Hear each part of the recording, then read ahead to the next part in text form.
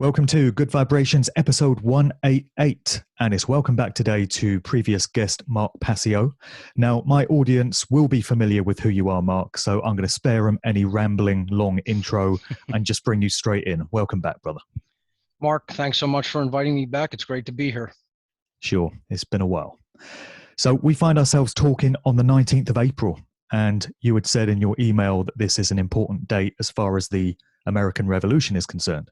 That's right. This is the opening volley of the American Revolution, the anniversary of the beginning of it at Lexington and Concord here in Massachusetts in the United States. I'm in Philadelphia, where the Declaration of Independence was written and signed. And today marks the anniversary of the opening volleys of the American Revolution. Okay. And we're right in the midst of the 40-day season of sacrifice in the dark occult calendar that always occurs at this time of year, right? And boy, have they been going strong. I mean, it is unbelievable. Over 20 mass shootings here in the United States alone in the last less than 30 days. It's amazing. And, I went on other interviews prior to this one here, right before the beginning of the season of sacrifice, which opens up officially on 3/22 Skull and Bones Day, March 22nd, basically the beginning of the spring season. And then it proceeds to the middle of the spring season at May 1st, which is celebrated in the occult calendar as Walpurgisnacht, also called May Day or Beltane. And I told the interviewers in the last interview that I did that you better watch out for mass killing events in the season of sacrifice during the period of the 40 days between 3/22 and May 1st. And lo and behold, look at what happened. I mean, and I'm not a prophet. I'm not a predictor of the future. I just understand that the world is run by dark occultists. It's a huge cult that the average member of the general public isn't in and knows nothing about. And in their ignorance, they just, the public's ignorance allows them to just keep getting away with ritual murders every year. Every year between 3/22 and May 1st, you'll notice that mass killings go through the roof. This year has been no exception. You could call it like clockwork because these sick, twisted, psychopathic occultists don't deviate from their rituals. They don't deviate from their methods of doing things because they don't have to. They don't have to because the public is just as dumb as it ever was. And people could call it out in the open every year. They could just call the shot. And then it happens, and then no acknowledgement will even occur. You'll see all the people that made all these predictions about 2012 and make all these predictions about ascension or make all these predictions about mass arrests. And then the date comes and goes and nothing ever happens. And then nobody ever calls them out on their BS. Nobody ever calls them out on just making stuff up and it never actually occurring. And they're doing that for clickbait. I, on the other hand, call the shot exactly as it occurs, and nobody's paying attention. It doesn't matter to them. Oh, it's just coincidence. It doesn't make a difference. There's no such thing as the occult. There's no such thing as their rituals. There's no such thing as the occult year or the occult calendar or the season of sacrifice. I called the shot exactly almost every year and tell people when mass killings are going to happen. They happen exactly as I say that they're going to happen, and then nobody's paying attention still. What is it going to take for the pattern to get through to people? I personally don't even understand the level of thrall and trance that these people are held in, that somebody could exactly identify the pattern and then it takes place and they're still making excuses for why the world isn't this way. It's just because they don't want the world in their mind. They just don't want the world to be that thing. They want it to be some other way than the way that it actually is. So they will not acknowledge that is actually occurring and taking place because it doesn't fit into their paradigm of how they think the world works. That's all it really is. Right. We'll get into that some more. It actually gets very tedious when you learn the methods and the tactics that these people use.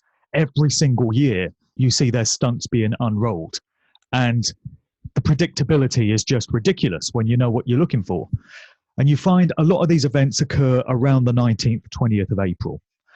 There was the Columbine school shooting. There was the siege in Waco, Texas. And a lot of them seem to be connected to the idea of sacrifice by fire. And then when you get to the 20th of April, which is 4/20 in the United States, this is a date when weed smokers kind of celebrate their habit. And to me, that seems to be morbid mockery of this occult season of sacrifice and the idea of sacrifice by fire, because they're blazing up their spliffs. Right. And this is symbolic of the idea of sacrifice by fire, which is going on in very real events when they pull these stunts off each year around this And time. the fire that's really celebrating / mocking is the fire of death in war through the American Revolution, which was made necessary by what the Crown did in the late 1700s. Now last year we had coronavirus, which is the Crown virus. This is all ritualistic occult mockery, okay? Because the Crown, after 1776, vowed eternal warfare against America.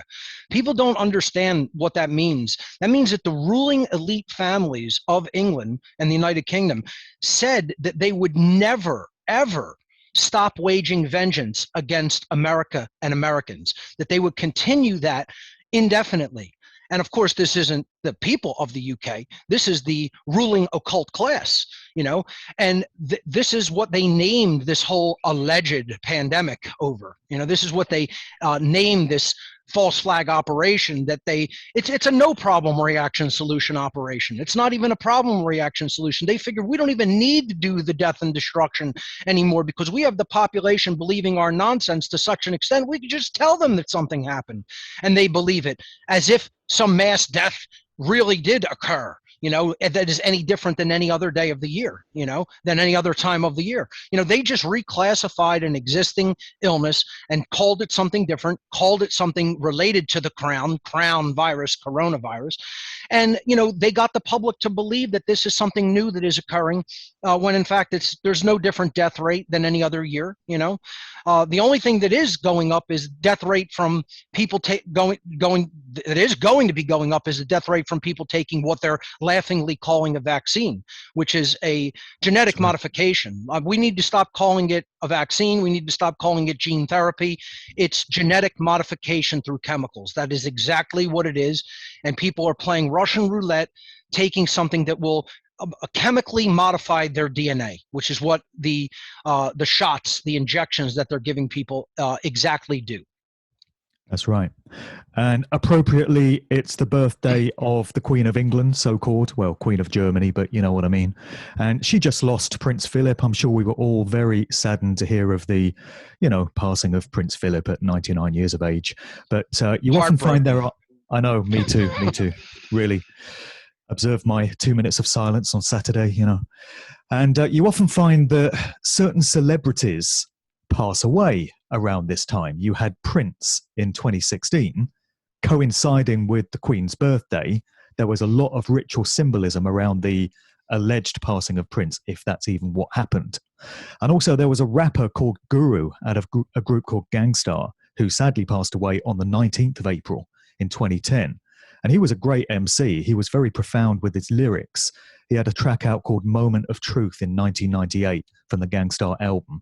And just a lyrical excerpt from that reads, "But just as you'll receive what is coming to you, everybody else is going to get theirs too. I ain't no saint, therefore I cannot dispute that everyone must meet their moment of truth."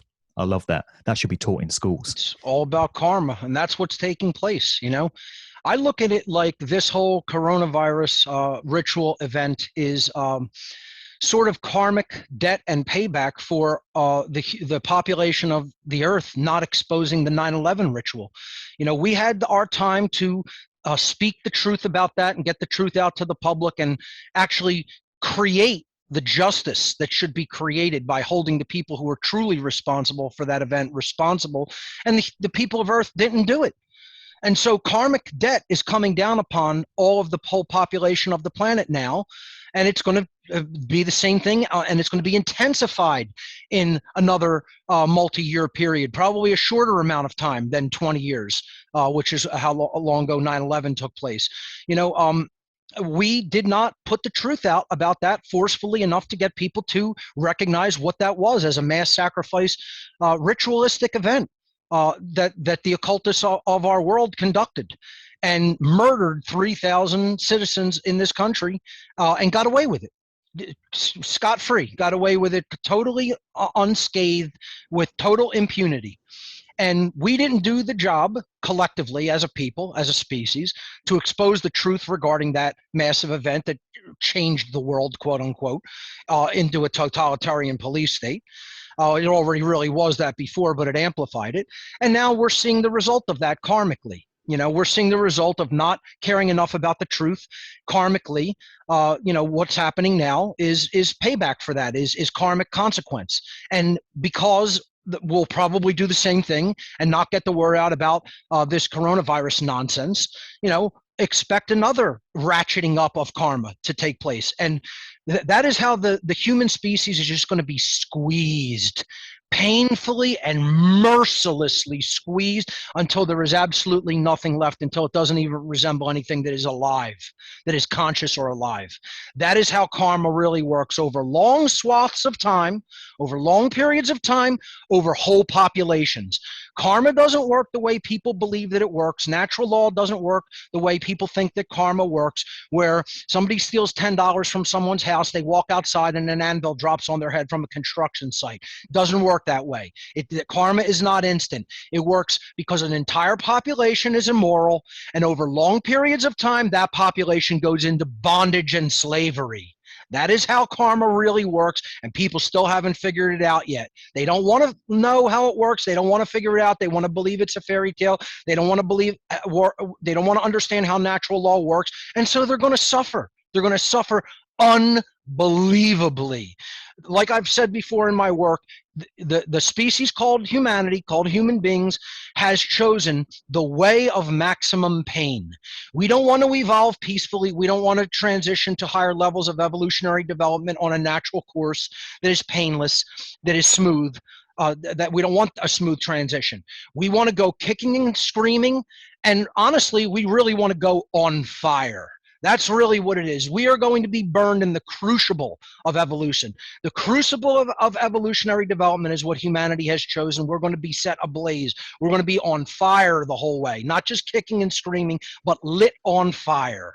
And we've chosen it. We've chosen it as a people because we do not want to understand objective morality. We don't want to align our behavior to it. We want to still condone violence and slavery called government. We want to condone that. We want to say that people have those rights when they do not. We want to, cheer the whole way when people's natural rights are stripped away from them because we want to feel safe or comfortable. And we want to go into the future again, not only just kicking and screaming, but literally set on fire. That is how karma is going to treat this situation. It's going to say, well, you don't want to do it the right way. You don't want to do it the moral way. Well, then you'll go into the fire. And that's how we'll burn out all the impurity if we have to. We'll burn it out through suffering. That is what karma is going to do to this species. That's right. And the last time we spoke was December 2019, when I had you on for the Truth Trip Sound Clash. And that's where I got you to pick some music tracks that really spoke to you and kind of expressed your personality. We had a great conversation there. You turned me on to some music that I don't normally listen to, but, got the messages through from that. And that was just before this whole scamdemic kicked off and all our lives turned to shit in 2020. And we've all had a free trial of natural law principles in effect in terms of our experienced reality being directly linked to the level of consciousness and morality being applied. And that happens on both an individual and a collective basis, as you say.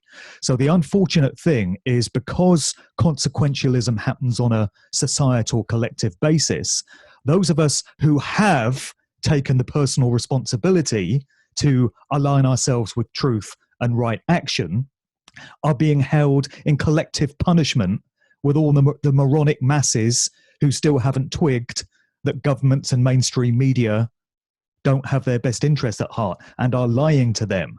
So we have an interest in waking these people up and doing whatever it takes to get them to align themselves with truth, because for as long as they remain in ignorance, they drag us down with them to their level in terms of what we experience. We don't consent to having our rights and freedoms taken away, and these people are allowing it to happen. So we have to stop that, right? That's right. People don't understand this dynamic. Even people in the freedom community, alleged freedom community, don't understand this dynamic. It is a collective dynamic, unfortunately. That is just the way that it is. This is what teaches humanity the law of one, that we are one, that we are not separate in consciousness ultimately, at the ultimate level. And anybody that says it's not about waking other people up and that's not my responsibility or my work, you don't understand. You haven't figured out what life is about yet. You're still at a small child's level of spiritual development, unfortunately, cosmically. And I don't care who that offends. That could offend everybody in my listening audience. That could offend everybody in your listening audience. It doesn't mean anything. It's still true. The statement is still true, even if you take offense by it. If you're not interested in actually taking a role, taking action in these whole proceedings and helping to wake the mass consciousness up in a completely global way, in a total way, okay, then you're not involved in the solution. You're involved in the problem. You're part of the problem. People who haven't made the connection of what the great work is to do is to wake up other consciousness and influence it, to wake up to a higher level of understanding, okay, and to wake up to an understanding of natural law. You don't understand. You're participating in your own slavery. To say I'm not concerned with other people waking up is to say I'm not concerned with myself being enslaved, because you still haven't made the connection that it's all connected together inextricably and can never be separated. Other people's ignorance drives your own enslavement. So it is enlightened self-interest to want to wake other people up. That's just how the dynamic works. The more people that are truly awakened, not fake woke awakened, okay, truly awakened to natural law, to the occult, to the control system of the world, to how freedom is actually generated. Freedom is created through morality. That's it. That's what people have to understand. Without morality, there can be no freedom. An understanding of objective morality and aligning our collective behavior to that objective morality is what creates human freedom. It is not created any other way. It is not created through any new systems of energy. It is not created through new systems of money. It is not created through new systems of so-called government. Okay? It's not created through leadership. It's not even created through technology. None of those things create human freedom. The only thing that creates human freedom is understanding objective morality under natural law and collectively aligning behavior to it. That means not just individually aligning behavior to it, but aligning behavior to it on a mass scale, on a collective scale. And this is what people in the freedom movement, alleged freedom movement, don't seemingly want to do. They want to just live their own lives. They don't want to get personally involved. They want to say, I learned it and that's good enough. Wrong. It's not good enough that you learned it. What you need to do is then convert that knowledge into action, into right action, by taking the action to influence other people's minds. This is what we are here to do. We are here to influence minds and hearts, and ultimately to influence behavioral change in the world. That's what the great work is to do. If you don't accept that, you don't understand.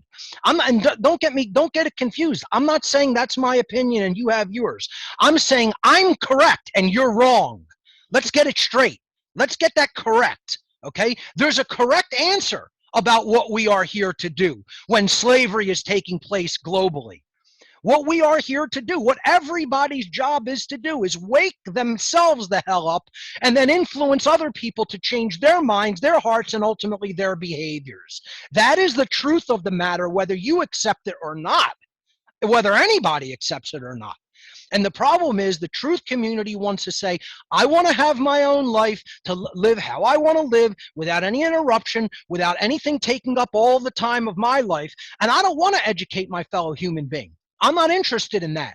I know I taught myself, screw everybody else, that's good enough. No, it isn't. You're wrong. You don't know what you're talking about. You're not really awake and you think you are. You're under the illusion of being awake. You're in a false awakening. That's what the whole freedom community is under. They're under a false awakening that their job isn't to educate their fellow human beings. Because guess what? Hardly any of them are doing it. Hardly any of them are doing it. They're sitting back. They're talking about, all the things that are wrong in the world and all the things they don't want to see happen. They're talking about what they want to see happen, but they have no idea how to connect those states of where we are now to where we want to get. They don't know how to connect those. They don't know how to build a bridge between those worlds because they don't know that the solution is understanding objective morality and helping to align collective behavior to objective morality. They don't want any part of that job because that's the hardest work that there is in the universe to do, and that's why it's called the one great work. They're not interested in that because that would take the time of their life to do. They don't want to give truly of themselves through their time, through their talent, through their effort. Right? They don't want to learn the technologies that are required to learn to do those things. You know, they just want to talk about it and think that it'll magically get done because they want it to get done. And because, well, I know it's the right thing that happened, but I don't want to actually do the work to make it happen. They believe this new age nonsense, just thinking that it should happen and feeling that it's the right thing automatically makes it happen. And it doesn't work that way. That's not reality. That's not how it works. It only gets that way from a tremendous act of willpower and courage on the part of humanity collectively. That's it. It's the only way it can get that way. So unless you're actively involved in doing that, and I'm not talking about just saying a couple of words to your parents or your teachers or your friends, not good enough. You have to create content and put the word out on the internet where tens of thousands of people could get the message. You know, what it's like is like writing something down on a piece of paper, crumbling it up, throwing it out on the street and hoping somebody unravels it and gets the message. That's what just saying something to people in your environment does.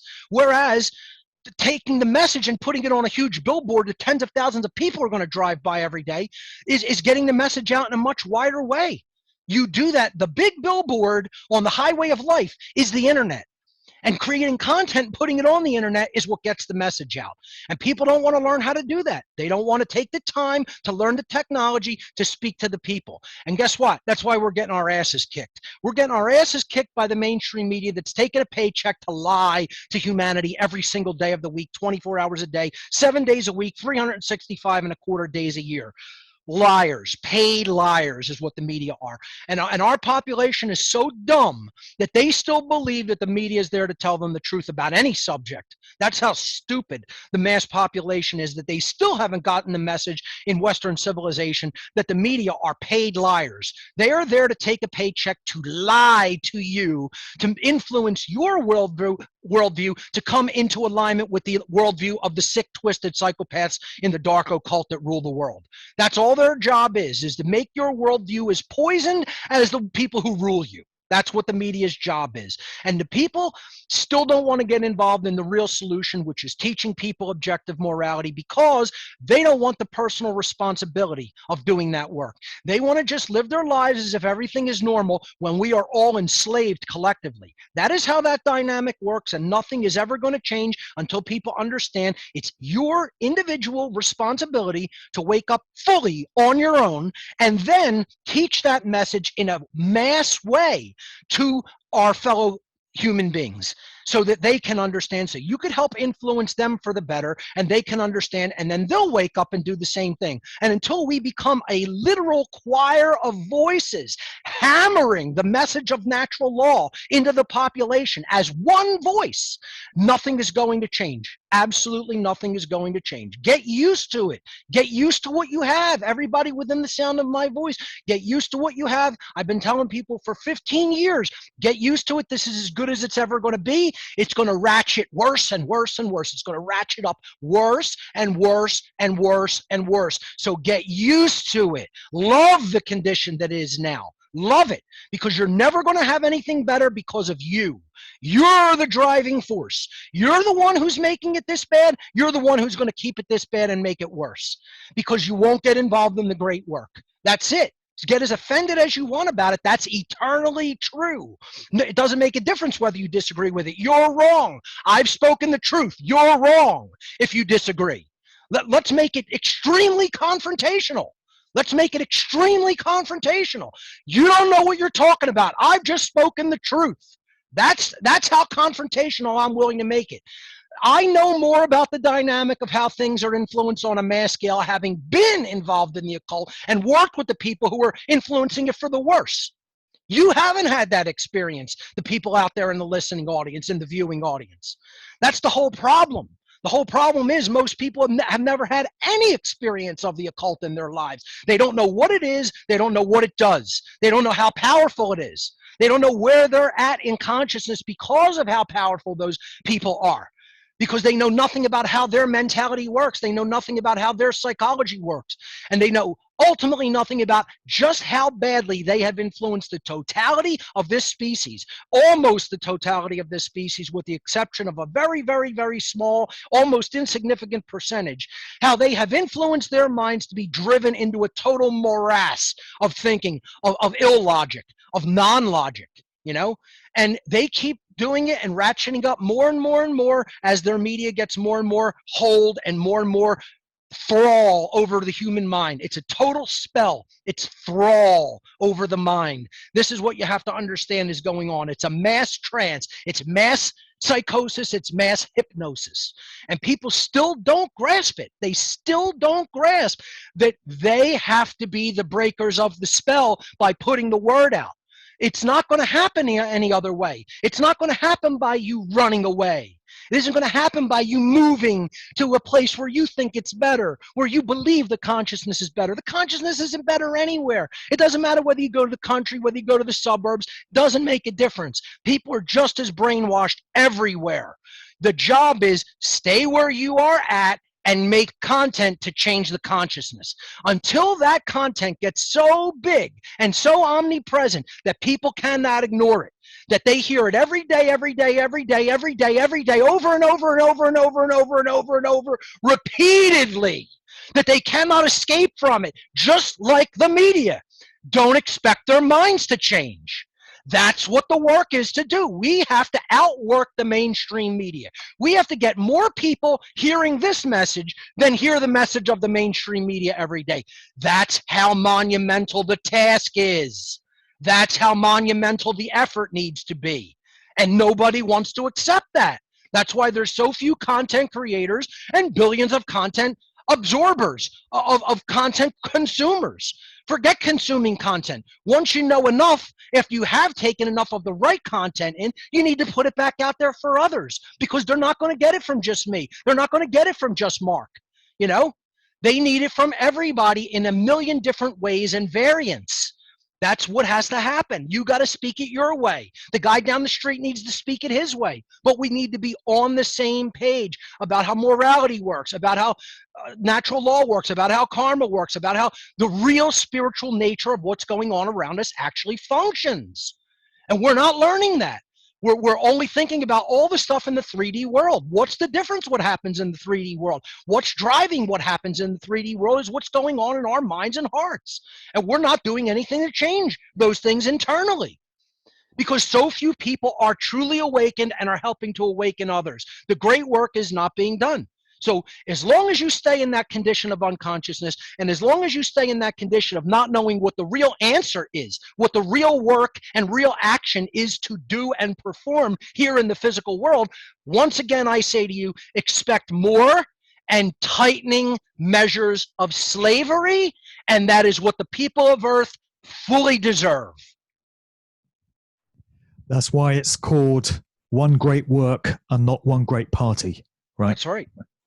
And that's why it's called karma. It's called karma. We are reaping what we sow collectively. That's what it is. So if you're not part of the problem, then if you're not part of the solution, you're part of the problem, and expect to be treated like one of the people who's really, truly exacerbating the problem, because ultimately that's what people are doing in their unconsciousness. Yeah. I get a ton of correspondence now, thousands of emails a week. And the general tone of so many of them is, thank you so much for all the work you put out there, Mark. Love your content. Keep doing what you're doing. We appreciate you.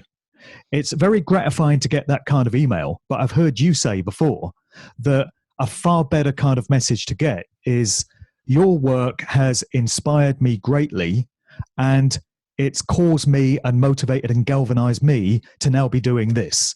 So here's my website. Here's the public talks and seminars that I'm giving. Here's the book that I'm writing. Here's the documentary film that I'm making. That is the kind of email you want to receive from others telling you what their contribution now is, having been inspired by you. And Mark, I would say if I really had to venture a percentage guess, that 1 out of 100 people give that latter type of feedback. 99% of people pat me on the back and say, great job, Mark. I love your content. I've listened to all your work. And then don't tell me anything that they're doing to put the word back out there to other people. I'd say one person in 100 letters of feedback actually give me some sort of a link or say, here's what I'm doing now. You've inspired me to do this and I'm contributing in this way. About 1 in 100 if I had to venture to take an actual guess percentage wise. And that's not good enough, quite frankly. Isn't good enough, is not going to get the job done. When that number reaches about 51%, I'd say we're hitting a point where, whoa, that's magical. We're making progress now. But until it goes over half, don't expect anything in the world to change. Nothing at all. Right. So you've been absent from your weekly show for a while now, so you haven't really got into documenting the scamdemic as it's progressed and as it's rolled out. But I did hear you do one show last summer where you put up a meme of a couple of Amish guys. And one of them is saying, why do you think COVID hasn't affected us? And the other one says, because we don't have a TV. That's right. And you made the point that if people hadn't turned on their TV and hadn't picked up a so-called newspaper, they'd have no clue that anything was different in society. Right. And you broke down the dynamic by saying all that's going on here is paid lying whores in the mainstream media are lying for a paycheck and dumb people are believing them. That's it. And that's what we've been facing. That's what it comes down to. Telling people a version of reality that isn't true, that other people not only accept as true, but then want to force other people to accept as true. This is what I talked about in my presentation called worldview violence and the real pandemics. And the real pandemics are fear, ignorance, moral relativism, etc. Those are the real pandemics that are happening, but what is happening regarding the public, especially in total idiocracy cities like Philadelphia? I mean, the people here are as dumb as a sack of sand. You cannot even conceive the imbecile mindset that is omnipresent on the streets of Philadelphia. It is just dumb as a sack of hammers. You can't even imagine it. Think that they know what's going on around them, actually believe their own drivel spewing out of their mouth, that they actually know what's going on in the world around them. Dumb as a sack of sand is all I can say about them.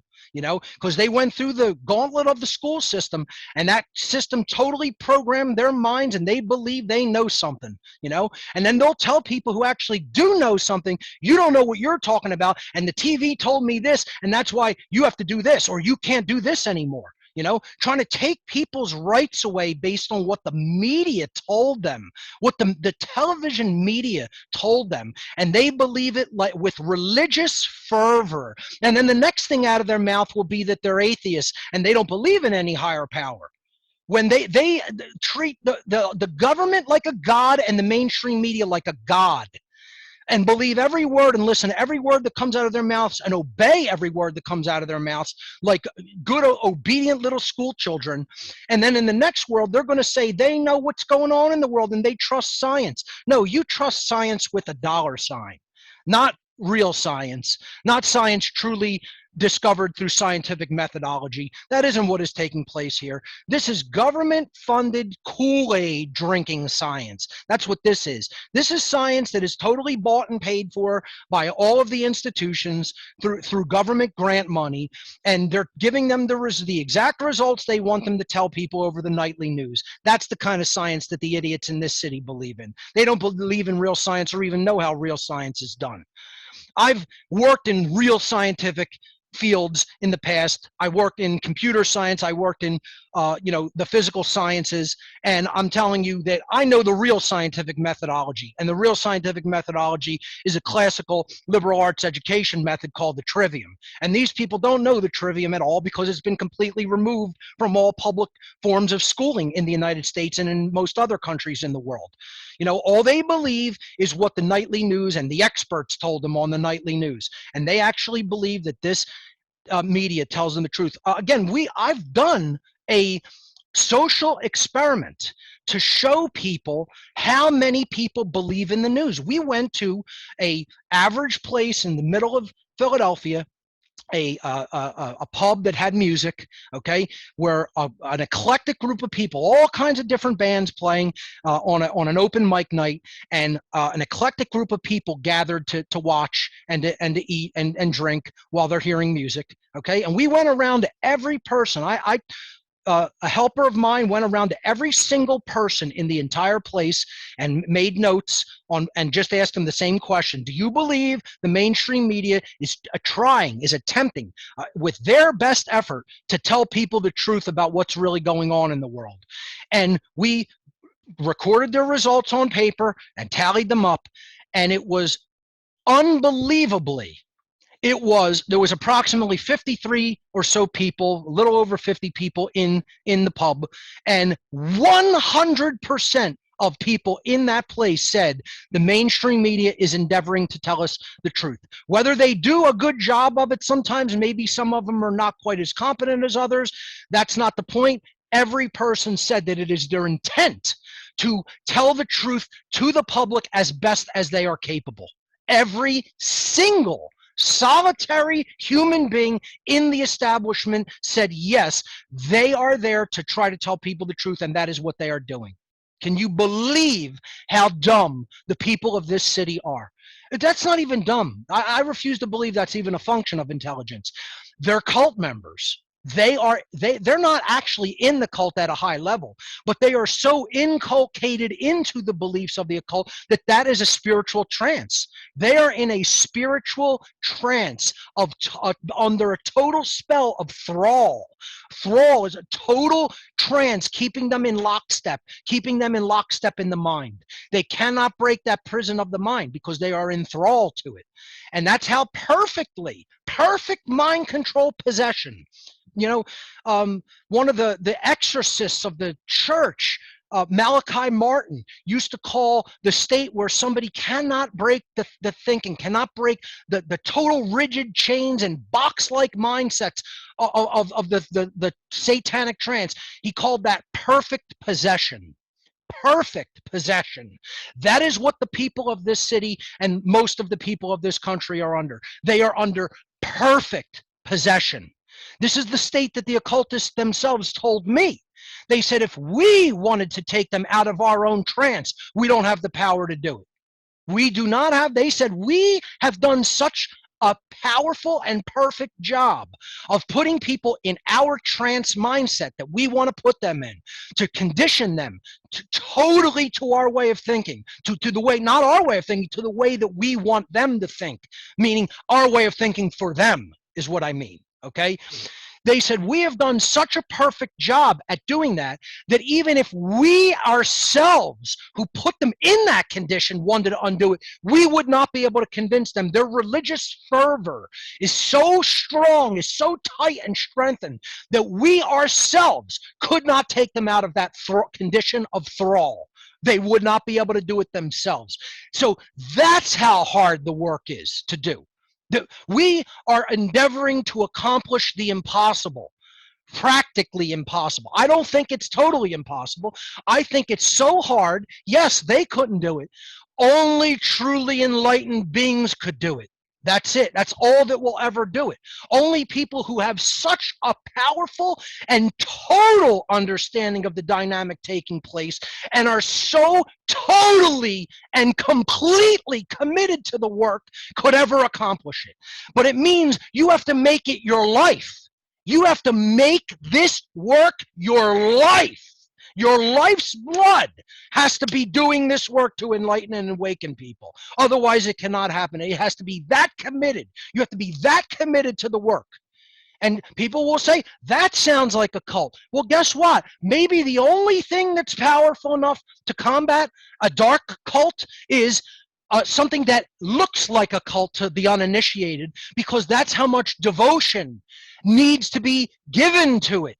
And I'm not talking about devotion to me. I could care less whether you even know my name. I'm talking about devotion to the truth. That's what I'm talking about, folks. Forget Mark Passio, okay?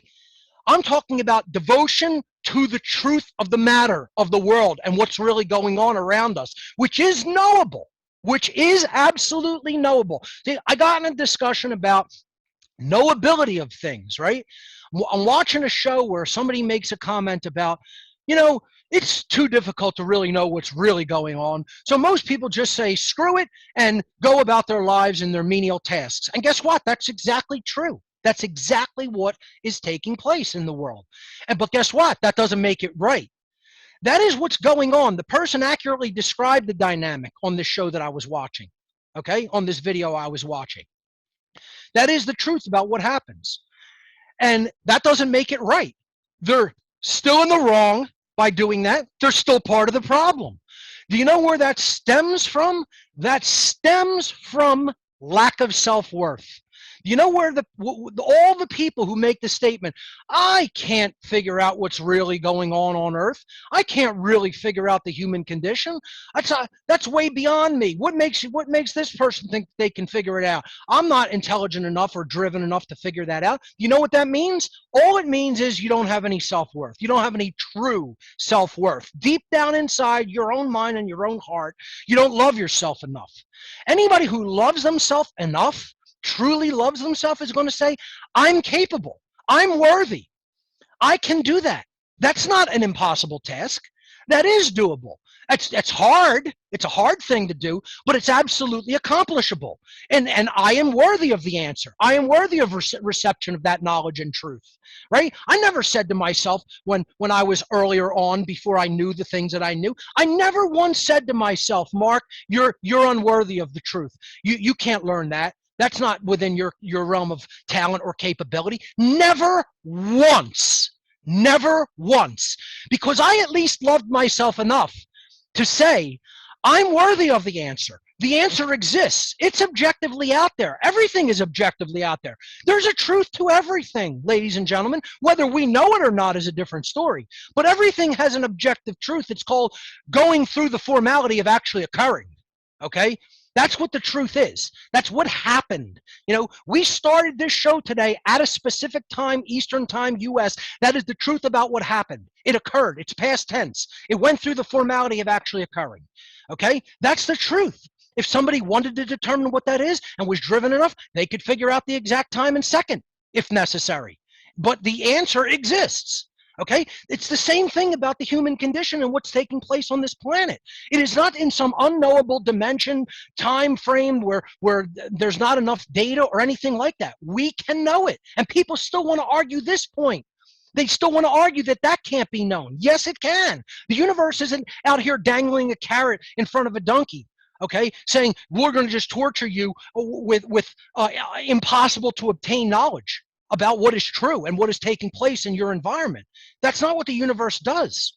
It is knowable. And I'm not talking about other dimensions of existence. I'm not talking about, other, universes or anything like that. I'm talking about the here and now. Here and now on Earth, we are capable of knowing what's going on. What they have convinced people is they've convinced them to subscribe to the religion called solipsism. Solipsism is the religion where there's no such thing as objective truth. Well, if you believe there's no such thing as objective truth, why get up in the morning? Why say anything? Why do anything? If it's not objectively true that you require sustenance to survive, maybe you could just stop eating, just rot away. You know, oh, you'll survive because you believe it's not necessary, because it's not true that you need to eat or drink. So just don't do it. And do us all a favor and just rot away on your bed, you know?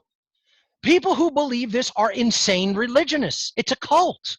That's what it is. This is what postmodernism thought is. Postmodernistic thought is there's no objective truth. That's solipsism. This is what the cult of Satanists have conditioned people to believe. Because if you believe there's no objective truth, then by definition, you must accept there's no objective morality and there's no such thing as objective natural rights. And then everything descends into totalitarianism from there. That's the ledge from which we plummet into totalitarianism. Solipsism is the ledge and totalitarianism is the pit. Once you subscribe to that religion, to that cult-based religion, everything flows from it like a fount. Everything else flows from it. That's postmodernistic thought. And this is where the whole population of this city, almost, I say 99.5%, if a half a percent of this city is even remotely a little bit awake with one eye open, it's miraculous. It's miraculous. If there is a half a percent of people still living in this trash town that is remotely, even partially cognizant of what's going on around them. That is how much they have been put into the satanic trance and the satanic mindset. You know, they all believe truth is totally relative, morality is relative. Everybody here is a moral relativist. There is not one person that we interviewed in Philadelphia that said morality is objective. Zero. When we did it the last time in Pennsylvania, in Philadelphia, Pennsylvania, we measured 100% moral relativism in our social experiment. All the people polled said morality is just what people make it up to be. That's how much they got Philadelphia. That is where we are at societally. I'm not saying this to discourage people. I'm trying to tell people what the work is. See, it's like this. If you buy a new house and the realtor tells you, there's just a little bit of touch-ups here to do, a little bit of paint work, you know, that's all. Not, it's ready to move in. And then you show up at the house with a couple cans of paint and a couple brushes and rollers, right? That's what you walk up to the house with, carrying. Yeah, that's your supplies, because you expect a little bit of touch-up work to be done. And you find the entire foundation is collapsing. The house is at an angle like this, okay? It's going to collapse any minute on the next door neighbor's home and garden, okay? And the amount of work to rehabilitate this house is more than the house's work, that it needs to just be demoed and rebuilt from the foundation. And you have no tools. You have no tools to even begin a job like that, okay? That would require a construction team. This is why I'm telling people this, because they still believe it's a little bit of touch-up work, and they don't understand the foundation is totally rotted out. It's rotted out and going to collapse any minute. They still don't want to accept that. They want to look at the house and go, no, a little bit of paint on the second floor and it'll look just fine. Who cares if it's tilting at a 20-degree angle? You know, that's where their mindset is at. They don't want to acknowledge how bad it is. This is what I see everywhere. They want to try to say it's not as bad as it is. In order for a healing to take place, the first thing that has to be done is there needs to be acknowledgement that the disease is as bad as it is. You have to know where the patient is at. You need to know where you're at if you're sick. You cannot continue to ignore the symptoms, never look for the causal factors of the symptoms, treat the symptoms with Band-Aids and things that aren't really addressing the causal factors, and expect something to get better. And I've been saying this from day one. Imagine doing this for like 15 years of your life, and you've been saying it every day, repeatedly, like a broken goddamn record. And still the public is just as dumb, not even that, they're more dumb than they were when you started saying it. They haven't listened an iota, still don't understand, don't have the mindset, that they don't have the brain matter, literally, to understand. And you know what, I'm going to start coming out more and more with research that I've done on the chemical called testosterone, which is, they say it's the aggression chemical, but no, it is not. It is actually the drive and logic chemical. This is what I'm discovering through deeper research into testosterone, okay? That's why there's a war on it. I talked about the war on testosterone back in, I think it was 2015 at Free Your Mind 4, talking about it in context with the neo-feminism cult that has come up in Western society, okay? My presentation was called Neo-Feminism and the Satanic Epi-Eugenics Agenda. Unholy Feminine was the title. The subtitle was Neo-Feminism and the Satanic Epi-Eugenics Agenda. So this is what they want to do. They want to destroy testosterone. It's part of the Neo-Feminism Satanic Epi-Eugenics Agenda. And that what that is going to do is epi-eugenically, meaning beyond the genes, transform genetics but through mind control, okay, making people not be able to reason soundly and logically. When you put hormone blockers or hormone altering chemicals in things, as are in the food supply, the water supply, the drug supply, etc., you are going to chemically alter the human genome over long periods of time.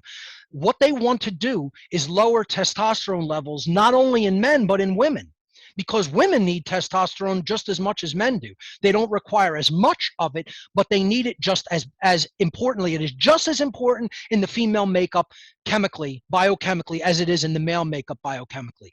That's why they want to annihilate it, because what not having testosterone does, you can look at testosterone as it is the thing that makes you get up and go. It is the drive chemical. It is the thing that makes you focused, right? They want everybody in a cloudy haze of not really understanding, not knowing, oh, it's all the same, it's all okay. And then and not being able to focus in, right? Laser-like focus. There are other modes of thought that are as important as focus, right? I talk about the modes of consciousness: concentration, contemplation, and meditation. Concentration is the left brain focus. Testosterone makes that possible. That's how we arrive at reason. That's how we arrive at organization. That's how we arrive at action, of doing things, of driving things forward, and energy. Okay, they don't want that. They want everybody in a cloudy haze of not knowing, and oh, I'm not sure, and oh, I don't know what to do. You see guys like this, you see women like this. They can't put two and two together. They can't put their thoughts together. They can barely form a complete sentence. They're so undriven. They're just like, oh, okay, that's what's going on today. All right, okay, oh, I don't know. That's what not having enough testosterone in your makeup does. You're unfocused. You can't actually get things done. You can barely do anything in your own house, let alone for the world. You know, not that I really like his work a whole lot. I think he says some things that are worthwhile, but this is what Jordan Peterson means when he says clean your goddamn room. You're worried about doing things in the world, social justice warriors. Your room is a mess. You don't even have your act together there. You don't have your act together there. You think you're going to help the world? Yeah, this is what unfocused people are like. They have these grandiose ideas, but they're not even doing anything worthwhile in their own damn lives. You know, get your act together first. That's the first part of the great work. And you know, the other modes of thought that I talk about are contemplation, which is like a imagination stage, which is very important. That's about envisioning what things could be like, so we move things toward them through our behavior. And then meditation is a healing modality, which everybody should learn. And quite frankly, I should practice more, you know, because I've let things go in my own health and body because of how unbelievably bad my surroundings are, and letting that affect me and drive me into some unproductive modes of anger. It's one of the reasons I took a break from the show, because I feel like my anger level was growing so to such radioactive proportions that I'm going to start doing more harm than good by turning people off to it. But I had to get that out there. Yeah, I agree. I've been having a few rants myself lately. That's right. And guess what? It's cathartically healthy up to a point. Then we have to sort of reel it back. Because here's the thing, Mark. We got to tell people what we really think. I'm not going to lie. I'm going to be honest. Right? I'm telling people what I really think of them. I have to get that out there. It was going to blow up. That was like all the energy of the sun bottled up in a little tiny bottle in a little can. You can't just let that build and build and build. I'm releasing that. I'm going to release that. Okay? I was holding on to that for years, wanting to tell people what I really think of them. And I did it. So it's done, it's out there, and I'm going to try to be more productive and explain to people things like this. I'll still do it in an animated fashion, but people have to understand more and more about what's really going on. They need to know more about the occult. They need to know more about how they're brainwashing people. They need to know more about how they're chemically altering people. People aren't getting the right nutrition. Do you know how much misinformation is still going on regarding food, regarding health? And people want to say, I'm angry because I'm vegan? A little boy, little girl Come and test me if you doubt my strength. Come and test me if you doubt my virility. You'll see what'll happen. And I'm not even saying I want to get violent with people. I'm saying, you think that eating a vegan diet has weakened me? You'll find out how weak I am, son. You'll find out if you want to test it. Come and test it and find out how much eating vegan has weakened me. Okay? And I'm not even going to belabor that point. I'm just going to say this is how much people are idiots about things still. They don't understand about diet. They don't understand about nutrition. They don't understand anything about it. You know, I hear things from people that are supposed to be experts that are just so bad that I'm like, how can you possibly have arrived at these conclusions? You know? They just don't grasp it. They don't grasp it because they're so tied to propaganda. Satanic propaganda has ruled their minds so completely that they cannot come out of the trance. They cannot come out of it. They don't want to come out of it.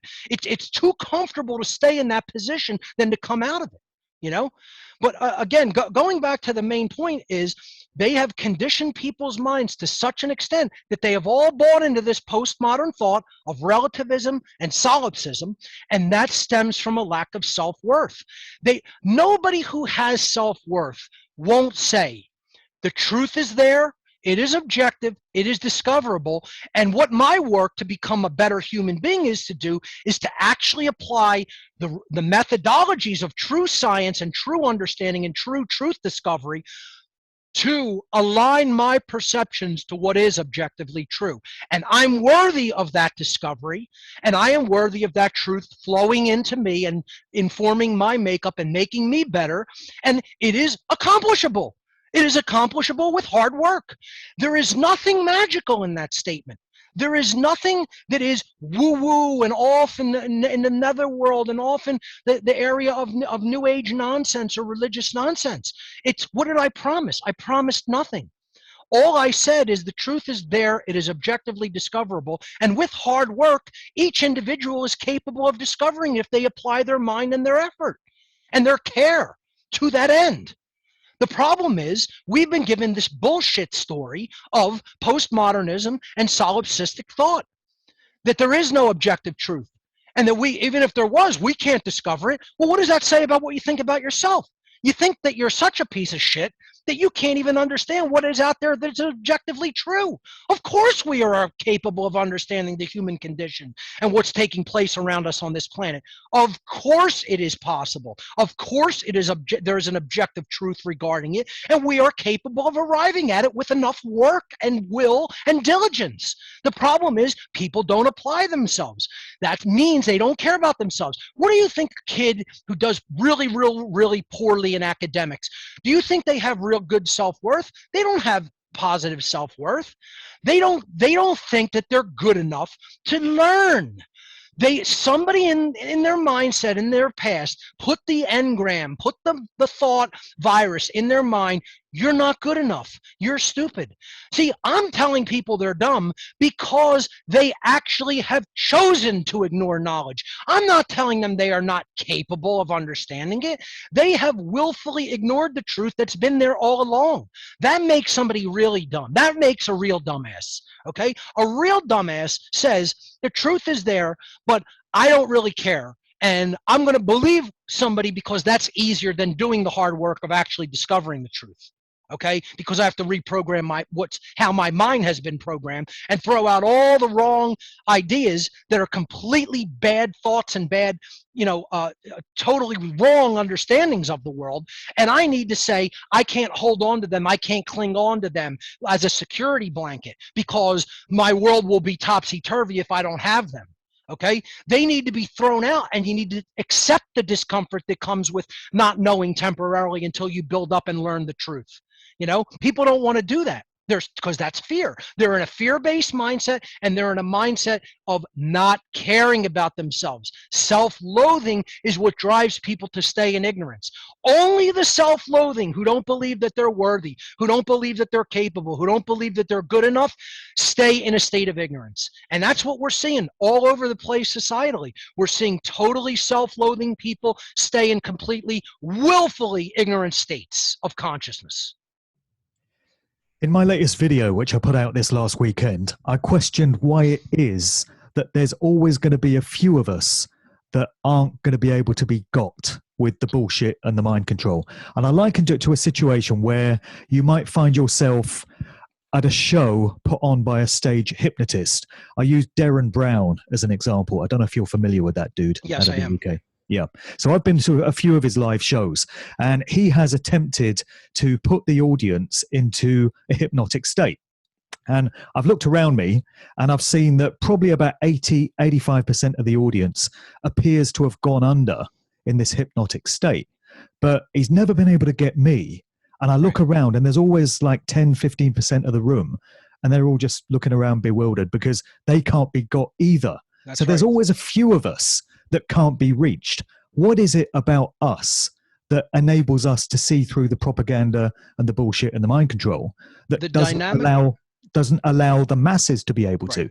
And some people seem to be a lost cause when it comes to this. Yes. You know, there'll be some that you speak to and there's a glimmer of possibility there that you might be able to get through to them.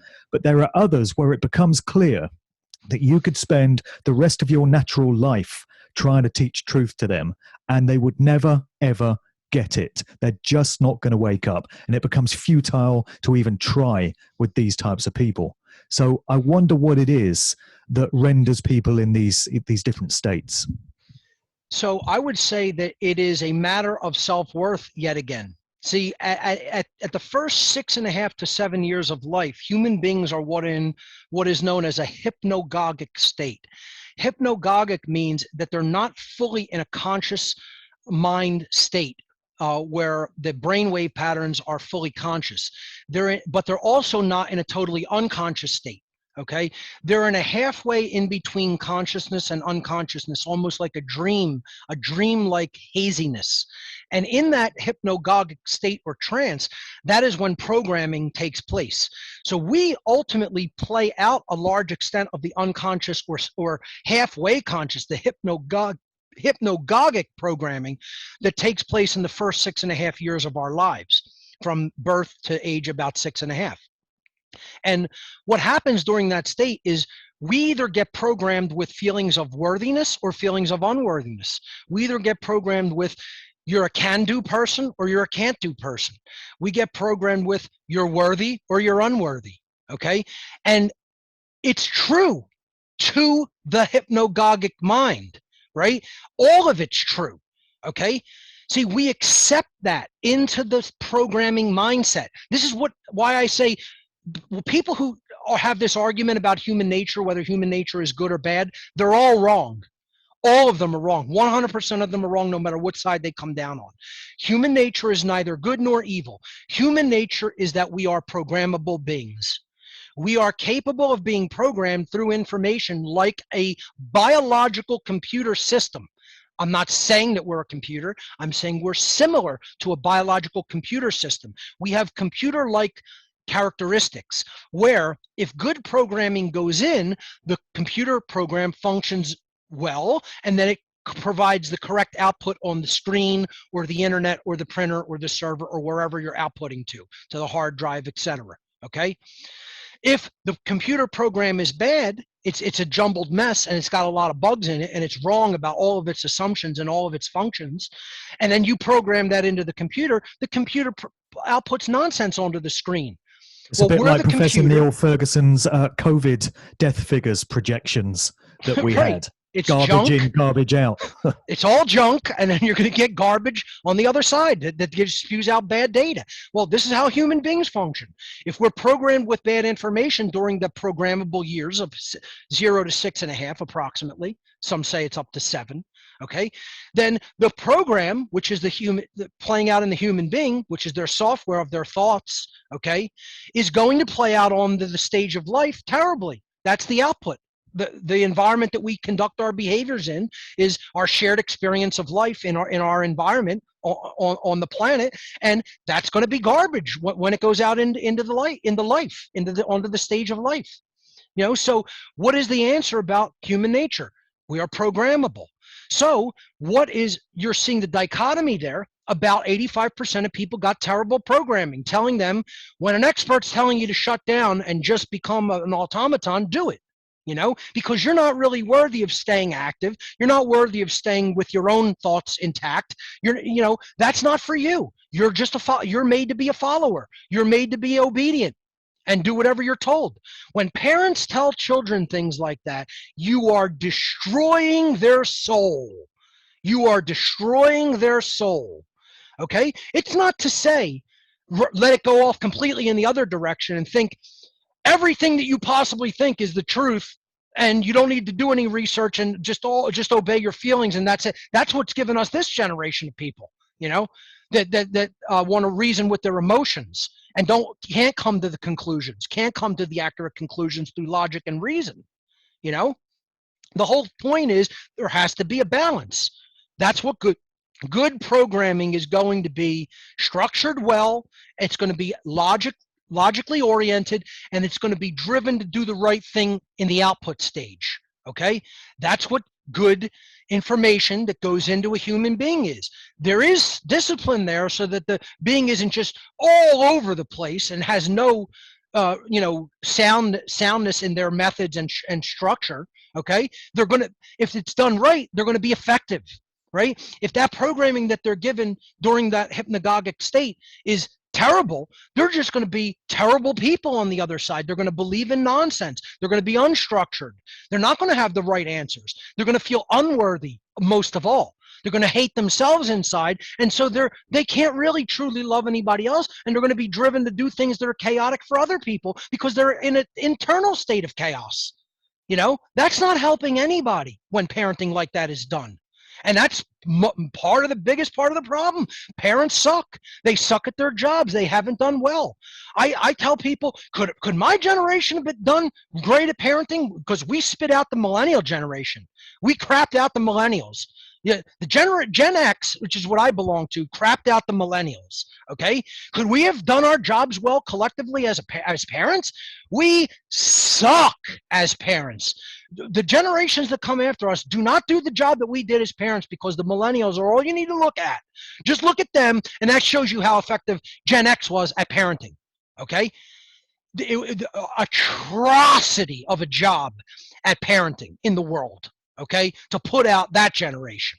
Okay, I hope the millennials, as screwed up as they are, try to do a better job at parenting with the Gen Z generation. And I don't know if they are, based on what's going on. If they've not been rendered infertile already by exactly. Yeah, through the death of testosterone. Anyway, to finally finish the answer to this question, the ultimate thing that they have been given by their parents largely, and society and the news and authority figures and their teachers, is a sense of unworthiness, a sense of self-loathing. Those people have been given the idea that they are not good enough to be able to determine what is objectively true in the world, to get to the understanding of objective truth in the world and take it into themselves and then improve themselves by way of doing that, and then improve others. They feel that they cannot do that. Okay, so all the people who were awake and were not put in the trance have a level of self-worth left inside of them that says to themselves, my consciousness can survive through a potentially negative influence to cut through and get the truth and still be conscious, still see the truth. That's why certain people can't be hypnotized. They still have a level of self-worth in them that says, no, I will not be put in thrall. No, I will not be put under somebody else's trance, because I am too worthy. I have too much worth to allow myself to just be randomly programmed by other people by what they want to put out and inject into me. I am not going to be injected into, because I have too much self-care. I care about what goes inside of me, and I will determine what goes inside of me. See, it's my consciousness, my choice, my body, my choice. What goes into my body is my choice. What goes into my mind is my choice most of all. So I will not accept the worldview of another. That's what hypnosis is. Hypnosis is saying I will take my conscious filter out of the picture and accept whatever worldview you want to program me with. That cannot come from a place of self-worth and self-love. It's impossible. It is impossible to be in a true state of self-worth and self-love and allow yourself to be programmed like that. It cannot be done. Only those who care enough about themselves are in a state of resistance to that. They put up a shield, they put up a block. It's like, I'm going to put up a block and you're not getting through it. Try to get through it, but you're not going to make it because I care too much about myself. That's what psychic self-defense is. It's just the same when it comes to physical self-defense. It's no different. I care enough about myself. That's why I physically make the measures to defend myself. That's why I could defend myself hand to hand. That's why I could defend myself with a knife or a blade. That's why I could defend myself with a bar or a set of nunchucks. That's why I could defend myself with a firearm. It has nothing to do with wanting to do harm to anybody else. It means that I feel that I am so worthy that harm should not come to me. I am important enough. I am worthy enough. I love myself enough that I will prevent harm from coming to me when it is unjustly coming to me, and I will defend myself up to including lethal force. That's a place of love that has nothing to do with violence. Self-defense stems from a place of self-worth and self-love, just like wanting to know the truth and believing that you can know the truth about what's happening here and now on this planet and knowing the human condition. It is no different. They stem from the same place, true self-worth and true self-love. Just thinking about the scamdemic now and everything that has been used to justify bringing in its wake, the Great Reset, all of this. We are at war now. This is World War III. And right. It's a very different war to any previous ones that have been fought because no bullets have been fired, nor will be, because it's psychological weaponization that's being used on us. And when we find ourselves in a state of war, the rule book goes out of the window and all the usual etiquette goes off the table. And as you just said there, you take on the right and you could say even the duty to do whatever it takes to defend yourself against the threat that is coming towards you. To quote what Malcolm X said, it's by any means necessary. That's right. And any way of defending yourself, any method, whatever it takes, becomes lawful and legitimate in these circumstances. That's why I will draw the line absolutely at being disarmed or having anything forcefully put in my body. That will be physical war. That will be the time to go to physical war. You will not disarm me, and you will not put something in my body I don't wish in my body. Do you want to know why? Because I'm not your slave. Quite frankly, that's all that it comes down to. I'm not anybody else's slave. Forcing someone to be disarmed, you're telling them that you're their slave. Forcing someone to put anything into their body that they don't wish in their body, you're saying that they're your slave. You know, how is injecting a substance into somebody any different than a rape? If you don't want a penis in your body and someone puts it in your body without your consent, that's called rape. Well, how is it not rape if a needle enters your body when you don't want it in your body? I will defend with lethal force if anyone tries to put anything in my body I don't wish in my body. I'll tell every single person on the street. I'll tell every cop. I'll tell every judge. I'll tell every politician. I'll tell everybody in the military and in the police force. It doesn't matter to me. You try to put something in my body, it will be deadly force used against you. Try it and see what happens. You will not put a substance into my body that I don't wish in it. That's it. And the answer is that won't be done because I'm not your slave. And it will come to death. It will come to death. So let's see who's ready to die. And I'm fine with it. I'm fine with the result either way. But you will not forcibly inject me. You know, and the same really goes for a worldview. You will not force a worldview upon me. I have studied the dynamic better than most doctors and scientists, and I have not come to the same conclusion. So I will not be forced to accept a worldview. That's violence, to tell people you must accept our conclusions. No, I must not. I am under no obligation to accept anybody's conclusions about reality. I will study them for myself and come to accurate determinations based on real scientific methodology myself. Because I am capable of doing that. I am intelligent enough to do that. I have a 147 intelligence quotient. My IQ is 147. That's genius level. And I don't even think that's a measure of holistic intelligence. I think if you factored heart intelligence, it would be higher. That's just left brain intelligence. Just my left brain intellect is 147 quotient. Okay? I don't really think that that's a true, accurate measure of how intelligent somebody really is. But you compare that, I'm not going to take orders from some, you know, incoherent 90, digit, double digit IQ person. I am not going to take orders from the dumb and ignorant. I won't do it. Okay? They're not going to tell me what my worldview is. They're not going to tell me what reality is, because quite frankly, you're not as smart as I am. You're not as intelligent as I am, and I don't give a damn how arrogant you think that statement is. It also happens to be true. Okay? You don't know the level that I'm capable of reasoning and applying logic and understanding. Okay? Most people don't, because they cannot think at my level. And I'll tell them to their face that they can't think at my level. Again, I don't care how arrogant or condescending it sounds. Doesn't make a difference how it sounds to those people who are the ignorant. It's true. So I will not accept their worldview. Not going to accept it. That's a form of violence. Pushing a worldview onto somebody else is violence. I'm not saying that I'm going to push my worldview on you. I'm saying there's a truth of the matter. I have discovered the truth of most of these matters. I'm not saying making the claim I know everything, but I'm saying I know more than the dumb and ignorant of our world do, that are trying to push one unified worldview out onto everybody and then take their rights if they say they don't agree. I don't accept that world.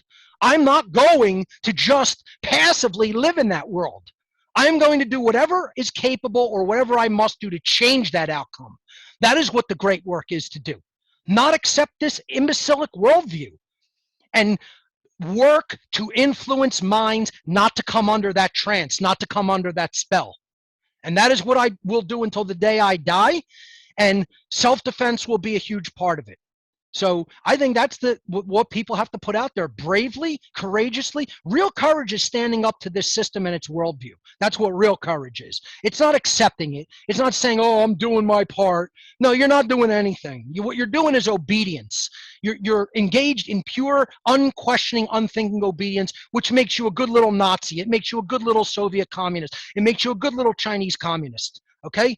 Those systems of totalitarian only flourish in a totally ignorant, unthinking, truly uncaring, not caring about the real good, true things in the world, like true virtues, true principles. They're unthinking, uncaring people who are ultimately cowards. Cowards. They're ignorant, apathetic cowards. That's what created the Third Reich. That's what created Chinese communism. That's what created Soviet communism. Ignorant, apathetic cowards created that. Not good people, not intelligent people, not caring people, not willful driven people. Ignorant, apathetic cowards created totalitarian systems of rule. That's it. That's all those people were. All those people were immoral, bad people that constitute immoral trash. They were human vermin.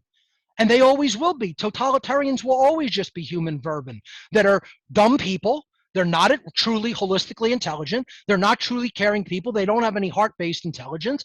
And ultimately, they're not driven to right action. They're lazy, they're incompetent, and they're cowardly because they won't stand up to an evil system when it presents itself. Do you think that the people of Germany were courageous people?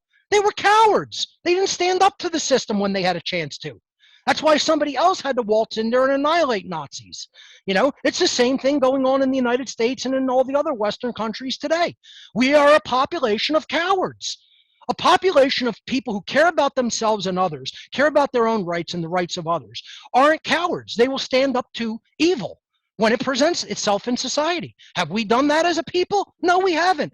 So what is the answer? Are we people who really care about ourselves? Are we really people who care about what's right?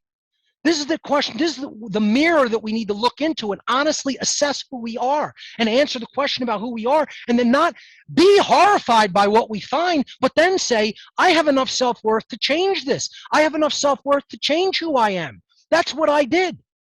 I saw what I was involved in when I was involved in Satanism. And I said, this is who I am. I recognize it. Do I want to stay like this? Do I really want to be that? And that's not to say dark elements of that aren't still present in my makeup and can come out if I allow it. It doesn't mean they go away forever. It doesn't mean you purge them forever. It means that you willfully control those aspects and you don't bring them out when they are not needed. You bring out good, positive aspects based on principles and right action.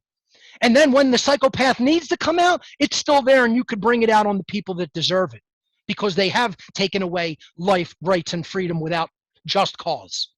You know, that's it. Yeah. I've discovered a lot of things about myself through the experiences of the last year. And I always used to hear about people that would say they were prepared to die for a cause. And I didn't used to comprehend it. I used to think, what would cause somebody to actually say that? But now I understand it. Because if you don't have freedom, life isn't worth living. And if freedom is at stake, and if certain parties are trying to take away your rights and your freedoms, then you have to fight for that.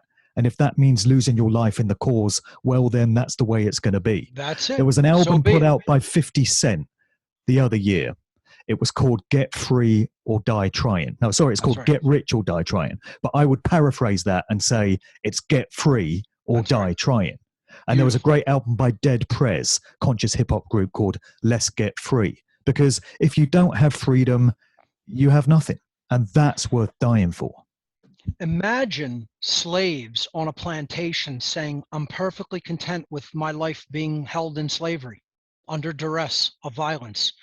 I mean, could you possibly think that anyone like that had self-respect? It doesn't matter what level of duress or violence they were held under. They should never, no one under slavery should ever capitulate to it. It should be fought until the death, fought unto death. Especially people who have children. Imagine not caring about the freedom of your children. Again, in the past, my own grandmother on my father's side once said to me, I know that people are slaves. I don't care. And I don't intend to say anything or do anything about it. I'm only going to live my life selfishly until the day I die. And she passed on last year. Okay.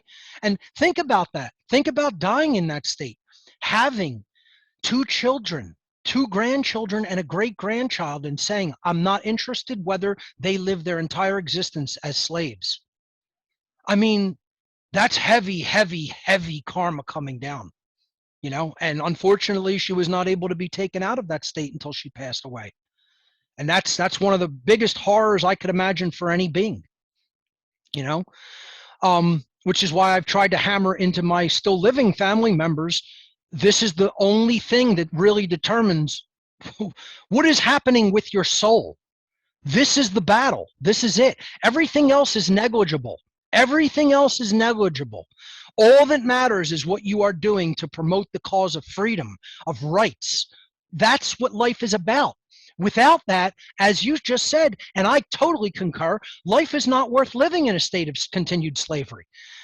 Could you go up to one of the slaves that was held captive on one of the plantations, let's say in Virginia or South Carolina or Georgia in the United States during the Civil War era period when black slavery was taking place in those colonies, and say to them, your life is totally worth living. This is the epitome and apex of life, and you should cherish life. Being held as a work mule on a slave plantation. Imagine saying that to somebody and seriously believing what you're saying, that that's life worth living. Nobody thinks about it in this context because they don't believe that this is essentially what this is. It's a softer form of it, but they are trying to ratchet it into that hard form of slavery that is physical. People don't want to accept that there is just different levels of slavery, okay? But it's all slavery. It's all ultimately the same thing. You're being held under duress to comply with the wishes of the ruling class. And if you don't, violence will come unto you. That's what slavery is. It's saying that any part of your labor belongs to another, and they will determine what part that is. It's not 100%. See, the people who think slavery only means 100% of your labor belongs to another are wrong, incorrect. Slavery is any percentage of the fruits of your labor being forcibly confiscated and owned by someone else according to their decree, and that they will determine what percentage it is. Any percent. The only percent that makes it not slavery is 0. You cannot magically lower the percentage from 100 to any number and it not be slavery anymore. If I lower the percentage of confiscation of the fruit of someone's labor that is being confiscated by someone who's saying it belongs to them, from someone who actually did the labor, if I lower it to 80%, does that make them no longer a slave? If the master says I'm only taking 80% of the slaves' work, but they're allowed, according to my decree, to keep 20, does that not mean that they're a slave? Well, what percentage does it get lowered to? If the master says I'm taking 20, but you can keep 80, does it matter what they're doing with the 20? Does it matter why they want it? They're telling you a part of your labor is decreed as belonging to them. That's the definition of slavery, whether you accept that it is or not. This is the thing. People don't logically think it through in their minds. They have this one little vision that's given to them about what slavery is, and they haven't thought through that it can mean many other things. It isn't just that one thing. It isn't just having a ball and chain shackled to your ankle in a field being whipped and 100% of your labor is confiscated. That's not what it means. That is part of what it can be. That is an expression of what slavery can be, but it can also be your entire worldview is going to be dictated to us from us and you may not dissent. That's slavery. It's saying whatever percentage of your labor we say is going to be taken by us and used for whatever our purposes are. That's slavery.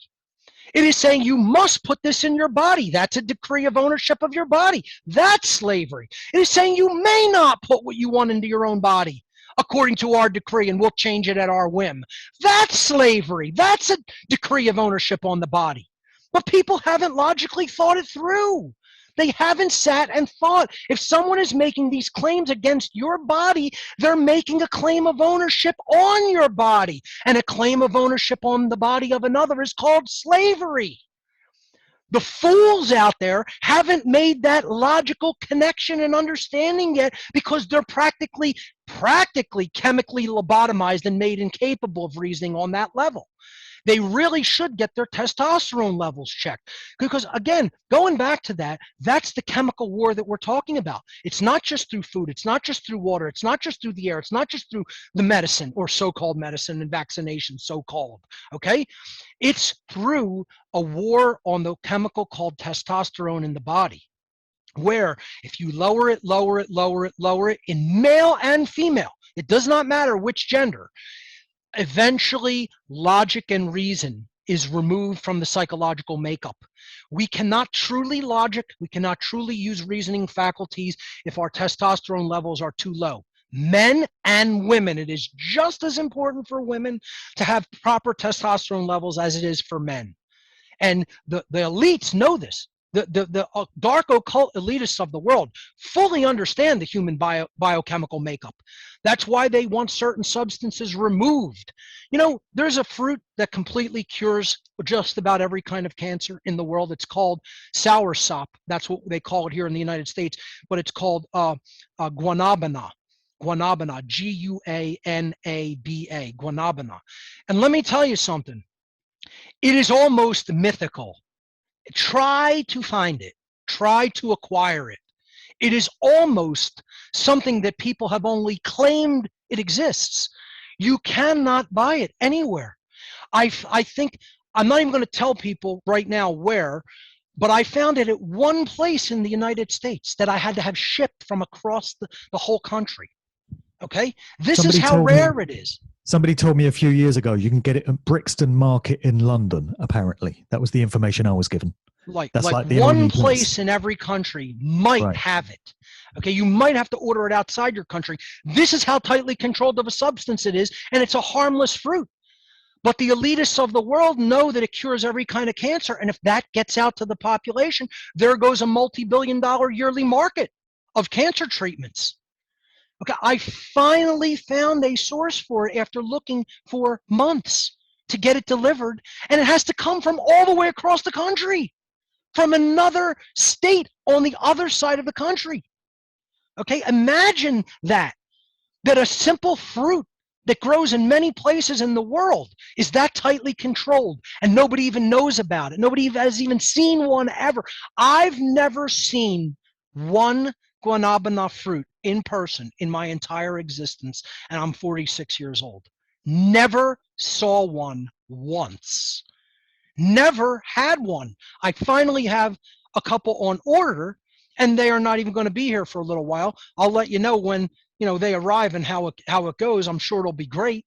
But think about that. That's how much they control certain substances and access to certain information that they could actually remove. And here's the thing: if you research it, they say if it's not ripened properly, it can cause digestive problems. Imagine this. This is the excuse. This is like Laetrile or vitamin B17 that is very abundant in apricot kernels. They took these off the market and made them a controlled substance in the United States, saying if people eat too many of them, there's small levels of arsenic in them like there is in apple seeds, and they could die from arsenic poisoning. Do you know how many bags of apricot kernels you would need to eat to poison yourself to death? I'm just gonna sit there eating bags of apricot kernels.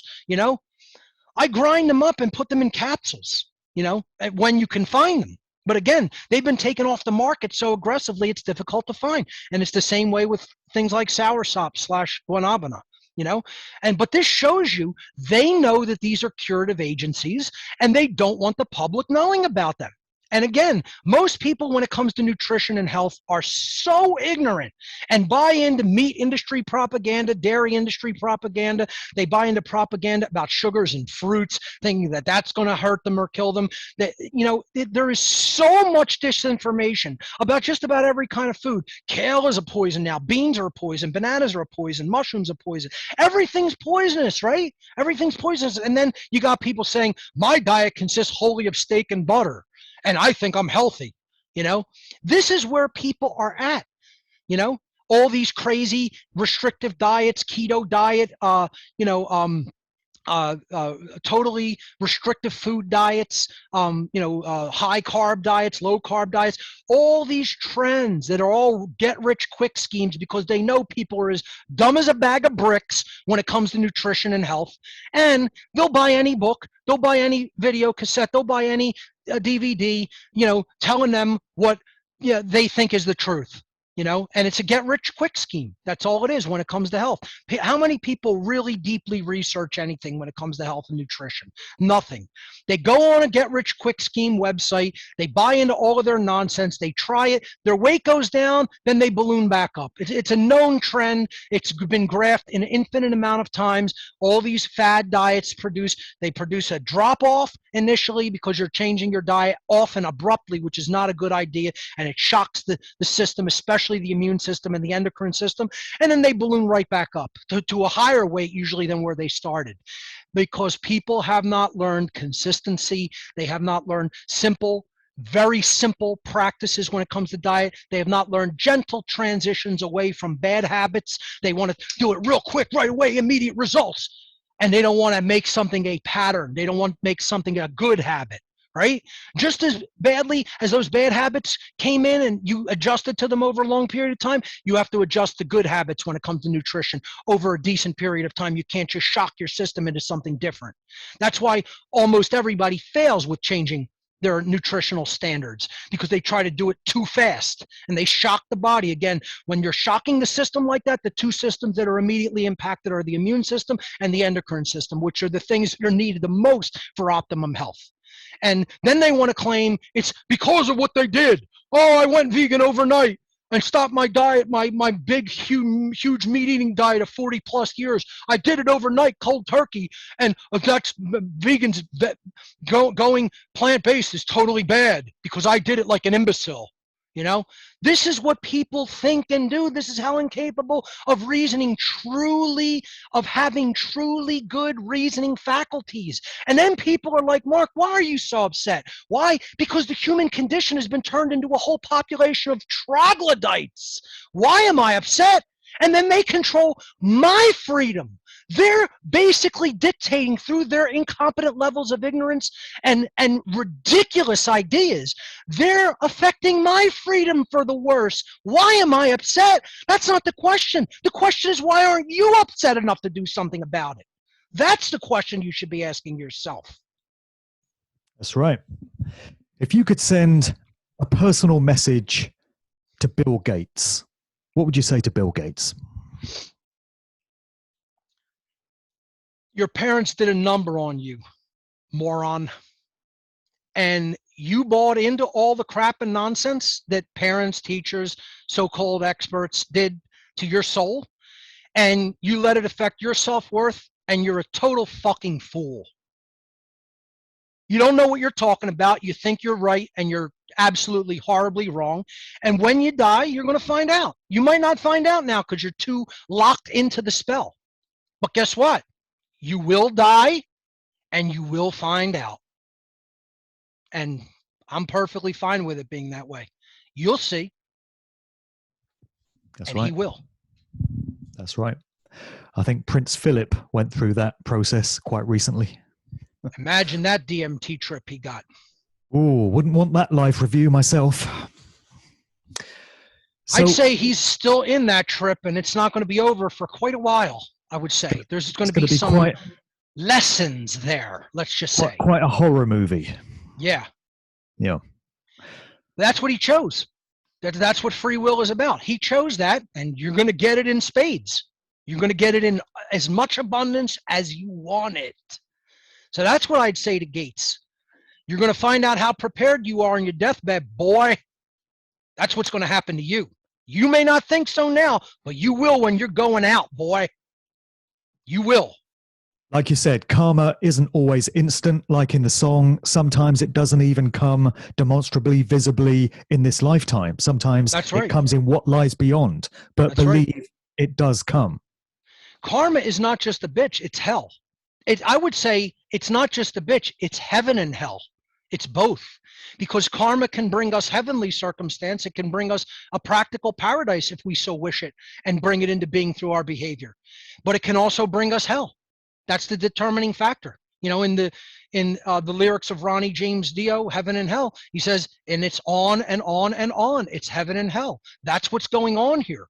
It's free will choice working in conjunction with natural law to bring us either a experience of peace, harmony, practical bliss. There's still going to be some level of suffering that is natural and inherent to physical reality and physical life, but it will be a practical paradise compared to what we have now. And then it can go into such dark areas that it will be infinite more hell than what we have now. That's why I'm saying we're going to learn by trial by fire, and we're going to go into the lake of fire. You know, that's what's coming. And I'm not talking about a mythical other dimensional place after we die. I'm talking about right here on the earth.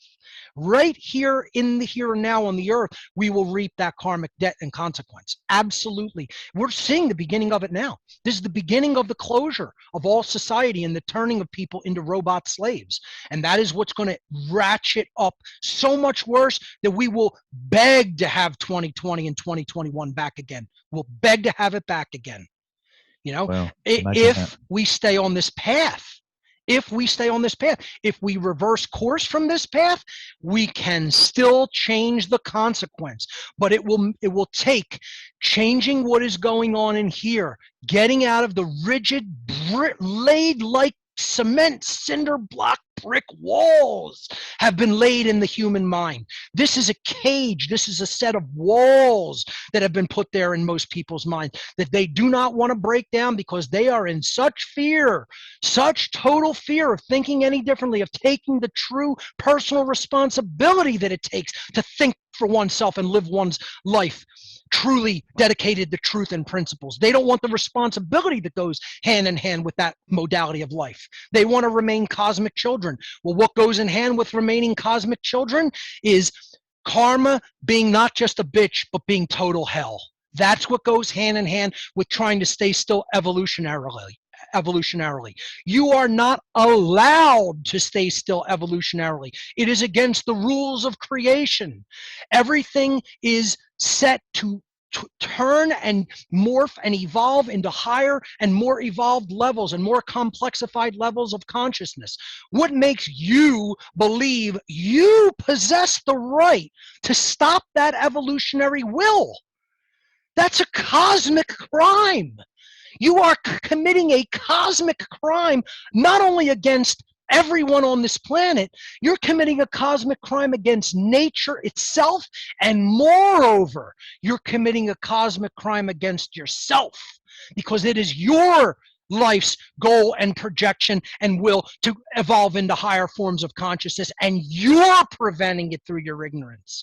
The nature and the self are one and the same. That's why in the tarot cards, the world and the soul card are totally they're like interchangeable. They are both at the dot position on the tree of life. When you compare the tarot cards of the major arcana according to the Kabbalistic tradition and lay them out according to the tree of life layout, they are the places from which the tree grows. The microcosmic tree is the soul.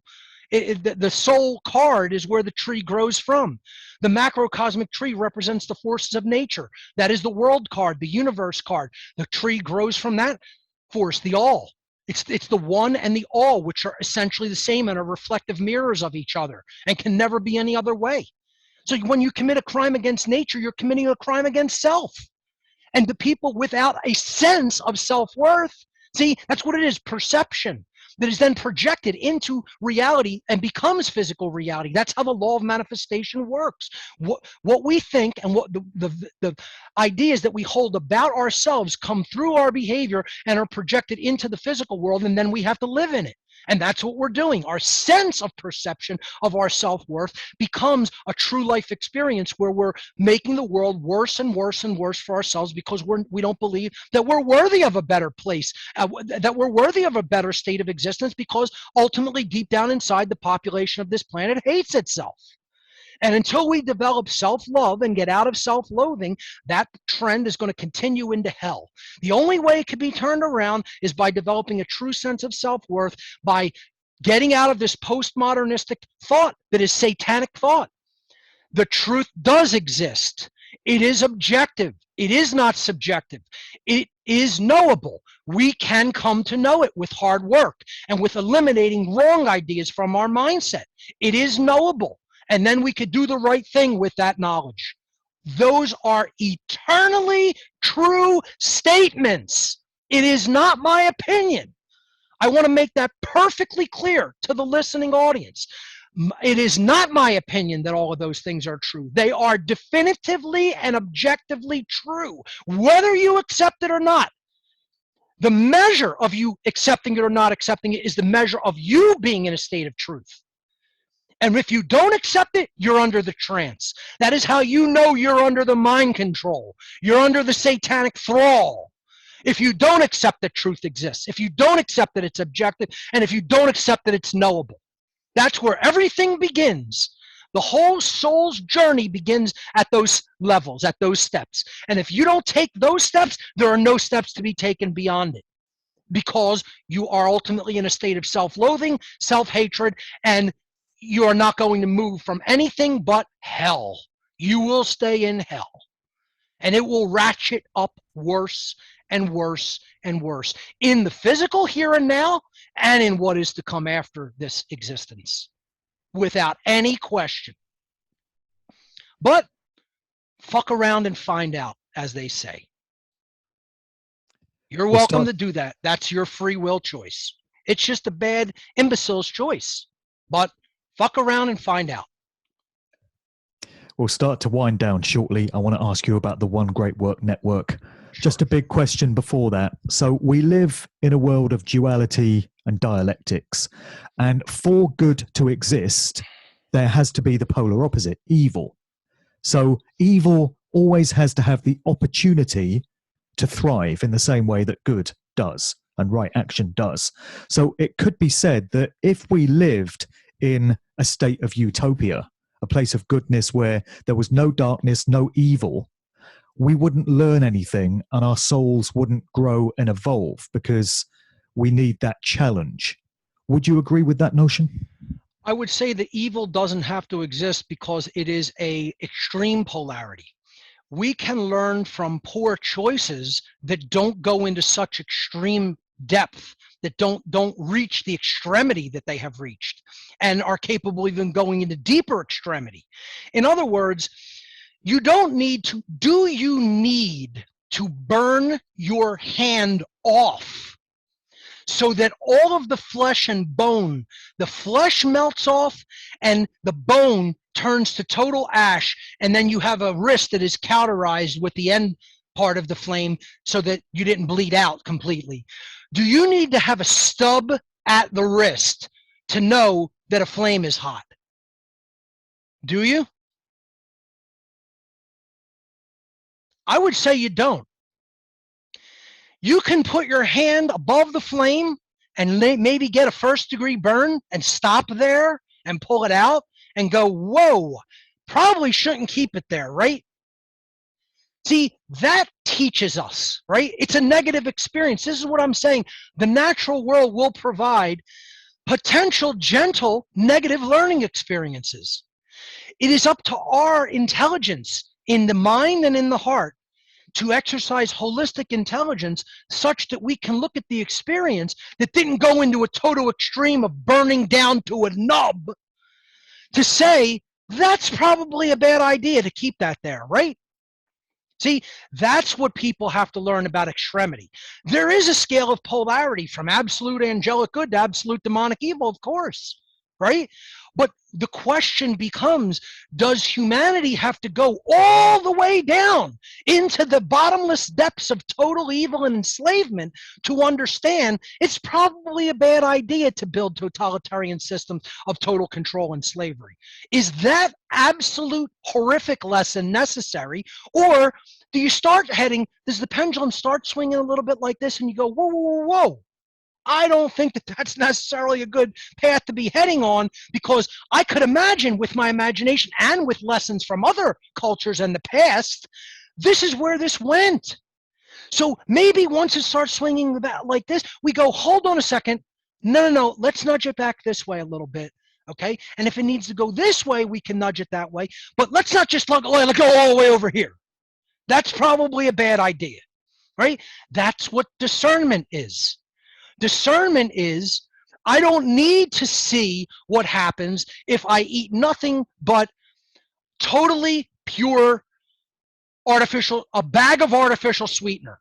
I order the bag of artificial sweetener from the chemical company pumping out the poison, and my entire diet is going to be spoonfuls of, Splenda. Okay, I'm going to eat nothing but spoons of Splenda, or I'm going to eat nothing but spoonfuls, big, huge soup spoons full of NutraSweet all day, every day, right? Does diet, to learn that that's probably a bad idea in the human diet, is that what needs to be done, that level of extremity, right? No one would argue that that's a good idea. But yet, people want to make the argument, especially in the New Age circles, that total evil is necessary to experience to know what total good is. Absolutely not true. We can project. That's why we've been given a mind gifted with the gift of the imagination. It is capable of projecting where something will go if it stays in that polarity. We can see the extremity it will go to without actually having to experience it. And also, the other thing that provides that is history. Learning history correctly by really gauging information from an eclectic array and variety of sources to put the puzzle pieces of past human history together to understand, here's what took place, this is a mistake, we shouldn't follow that mistake by doing it again because the lesson should have been learned by our ancestors. And then those lessons through teaching history to us about what did happen when they went wrong, and then pass down that knowledge to us so that we don't repeat it. But unfortunately, this is where the ego comes in. The ego says, that's not good enough. It doesn't matter what these old geezers said to us. Who gives a shit? Who cares what they said? Who cares what they lived through? Who cares what they endured? That's in the past, man.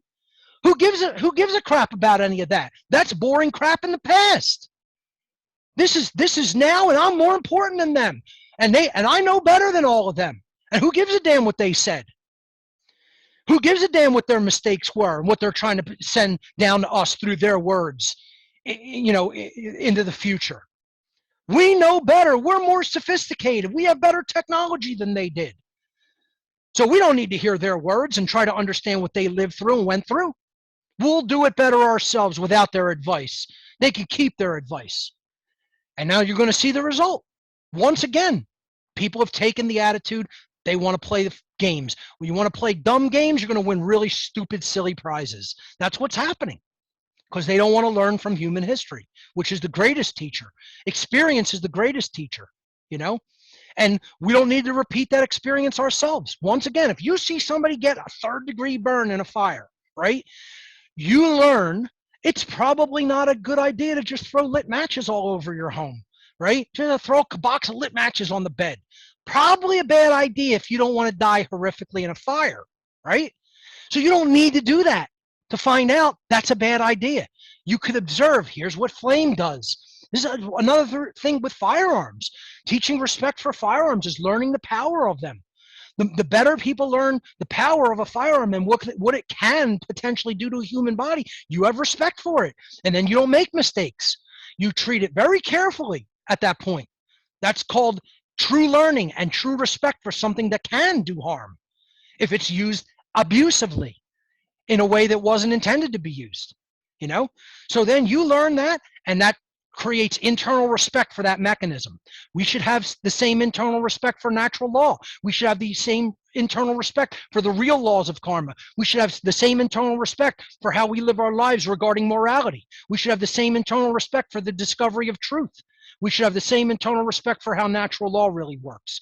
And most people, they just totally flaunt in its face and say, screw that, I know better, I'll learn my way. And yet you will. You will learn one way or another. As I've said before, there are 2 teachers. There is the teacher of love and there's the teacher of chaos. And you're going to learn from one or the other. You'll either learn from Isis or Eris. Isis was the figure that represented love and being taught properly how to live and how to conduct oneself. This was Ma'at in the Egyptian tradition and the Comitian tradition of ancient Egypt.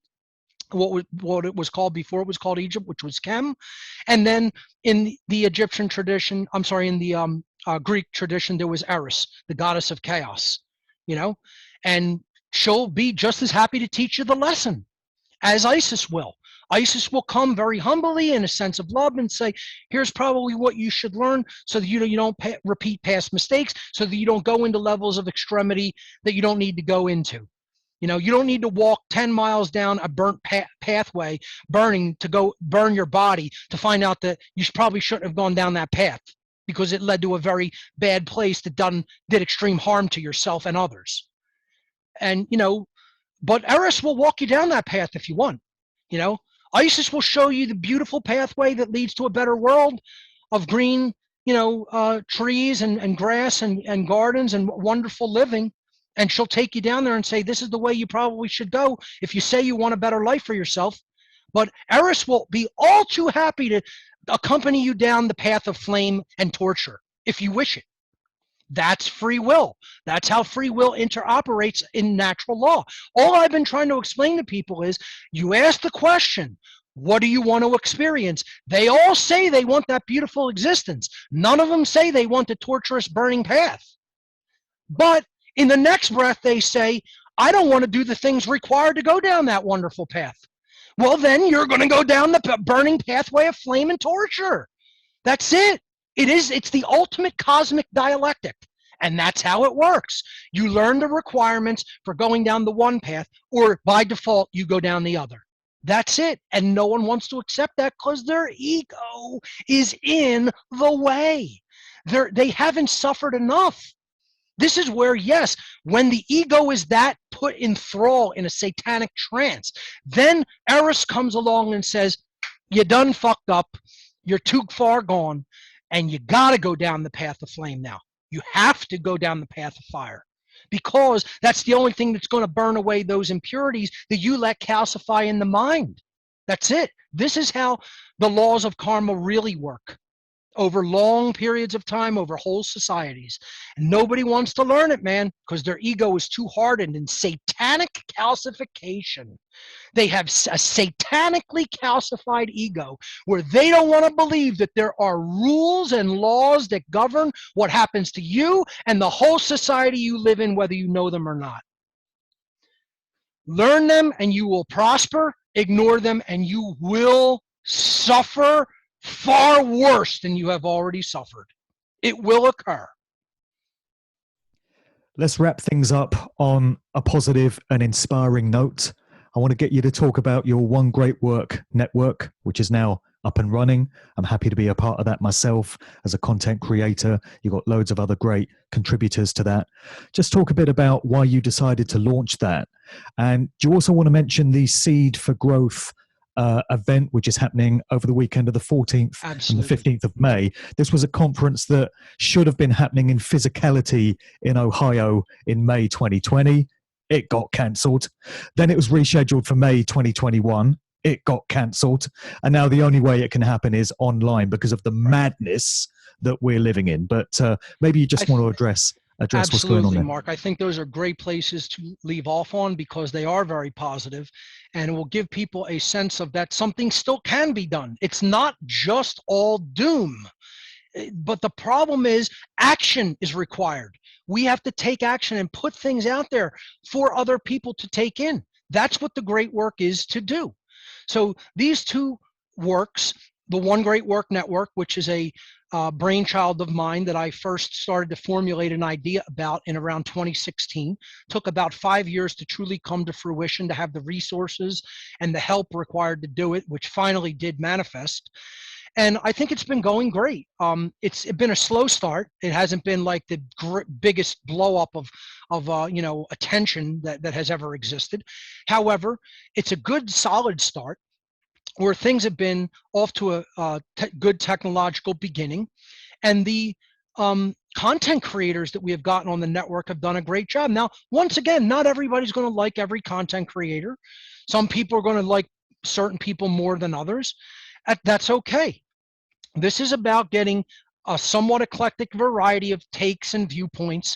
I'm not going to agree with every single solitary thing, nor can I even watch every single video by every person or listen to every single podcast. There's not enough time in the day. There's so much content on there. There are thousands of articles up there already. Like, I'm really happy to see that level of involvement by the content creators. So just to explain what the One Great Work Network is, it's a website where we've aggregated about 45 content creators and all of their work. They post all of their work up there in blog pages that we've given them to create. Each person has their own section, like a little mini website, where they can just post all of the content that they want to post that they think people should become aware of. And it's a huge gathering of teachers, you could say. Now, some people think this is a wonderful idea. Some people don't want to be involved in it. So be it. Make of it what you will. Here's the point. We're doing something. We are putting work out there. You don't need to agree with every part of it, nor do I. It's doing something to attempt to influence people toward the betterment of themselves and their society. It's not going to be perfect. So here's one thing I want to interject with anybody that has complaints about any of this. The conference, other people's conferences, everybody's got a complaint to say. A video that people make, a documentary people make, a network people put up online. There's endless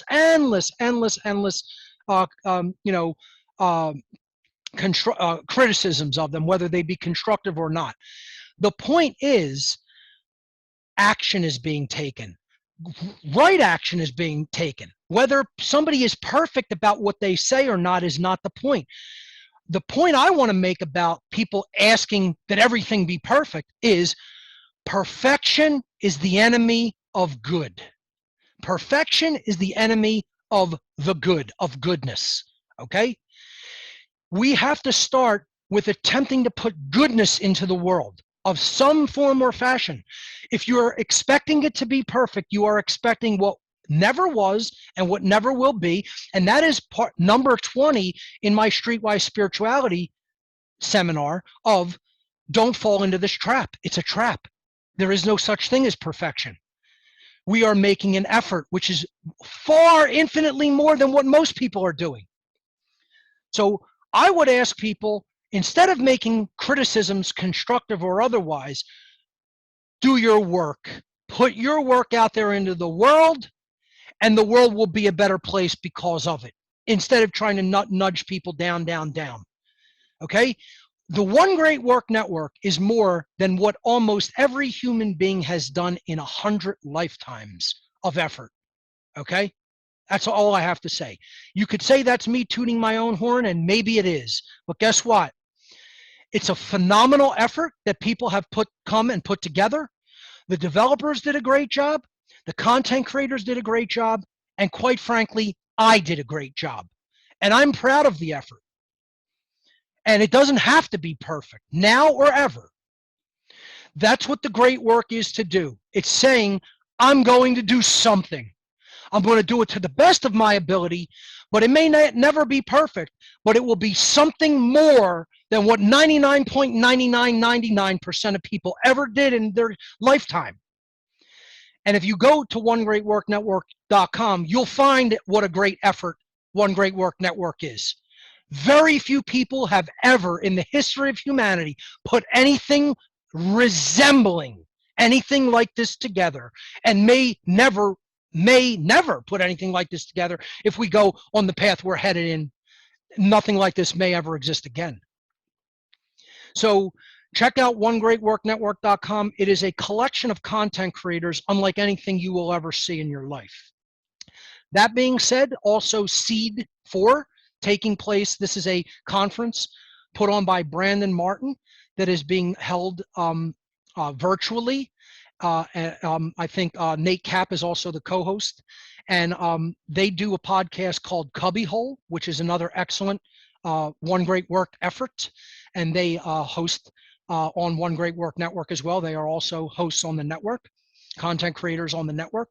And for more about the S.E.E.D conference, which is May 14th through 16th, 2021, held virtually on the Zoom network, this is going, more information about it is available at cubbyhole.com, CUBBYWHOLE.com, Cubby, and then hole like the whole thing.com. I'll be giving a presentation called Fake Ass Anarchists, which I'm currently working on finishing, and I'll be delivering it virtually, giving them a video to play of the presentation. Fake Ass Anarchists to be delivered May 14th through 16th as part of S.E.E.D 4. You could check that out at cubbyhole.com, and my information could all be found at whatonearthishappening.com. That's where all of my podcasts and videos are at. That's all there for you to go through. I recommend viewing the podcast in order, not skipping around, going from number 1 all the way through. Right now it's at 236 episodes. And a worldview picture and understanding will develop if you go through it at your own pace, not skipping around, in order at whatonearthishappening.com.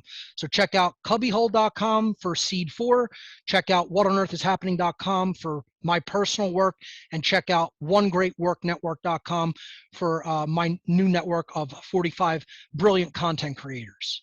And Mark, thank you for what you are doing with your podcast. It's been a mainstay in the truth community and the freedom community, and I thank you for your contribution to the One Great Work Network and having me on your podcast once again. Thank you very much.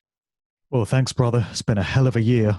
Any activity lately from the founders, your band, and also any indication of when your weekly live stream may return?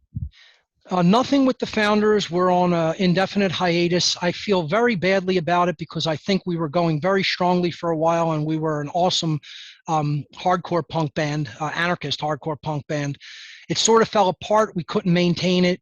However, there's been talk from our former bassist about at least reviving it, not necessarily to have any more live shows, but to do the songs due diligence and justice and record them in a good recording studio, which at the point when we were really thriving, I really did not have the resources to do, but I now do.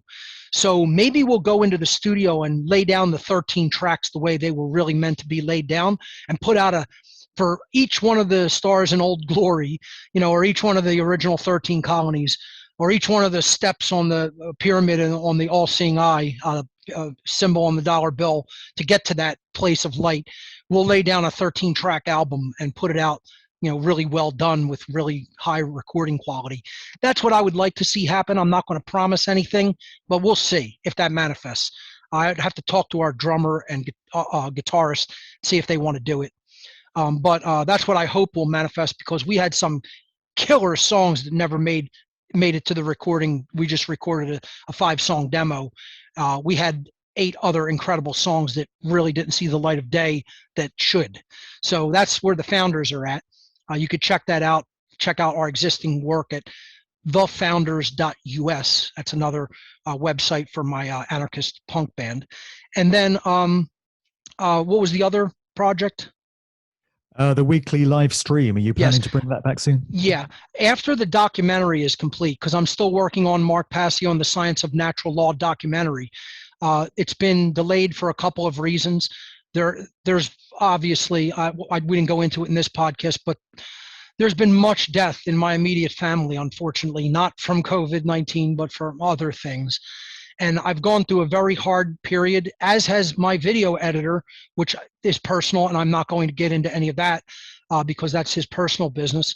And things have delayed the release by a few months. So right now, I made an exception for you, my friend. Personally, I wanted to do this interview. I am not doing any interviews now. S.E.E.D is the last thing I will be doing as far as any other work. My own show is on hold.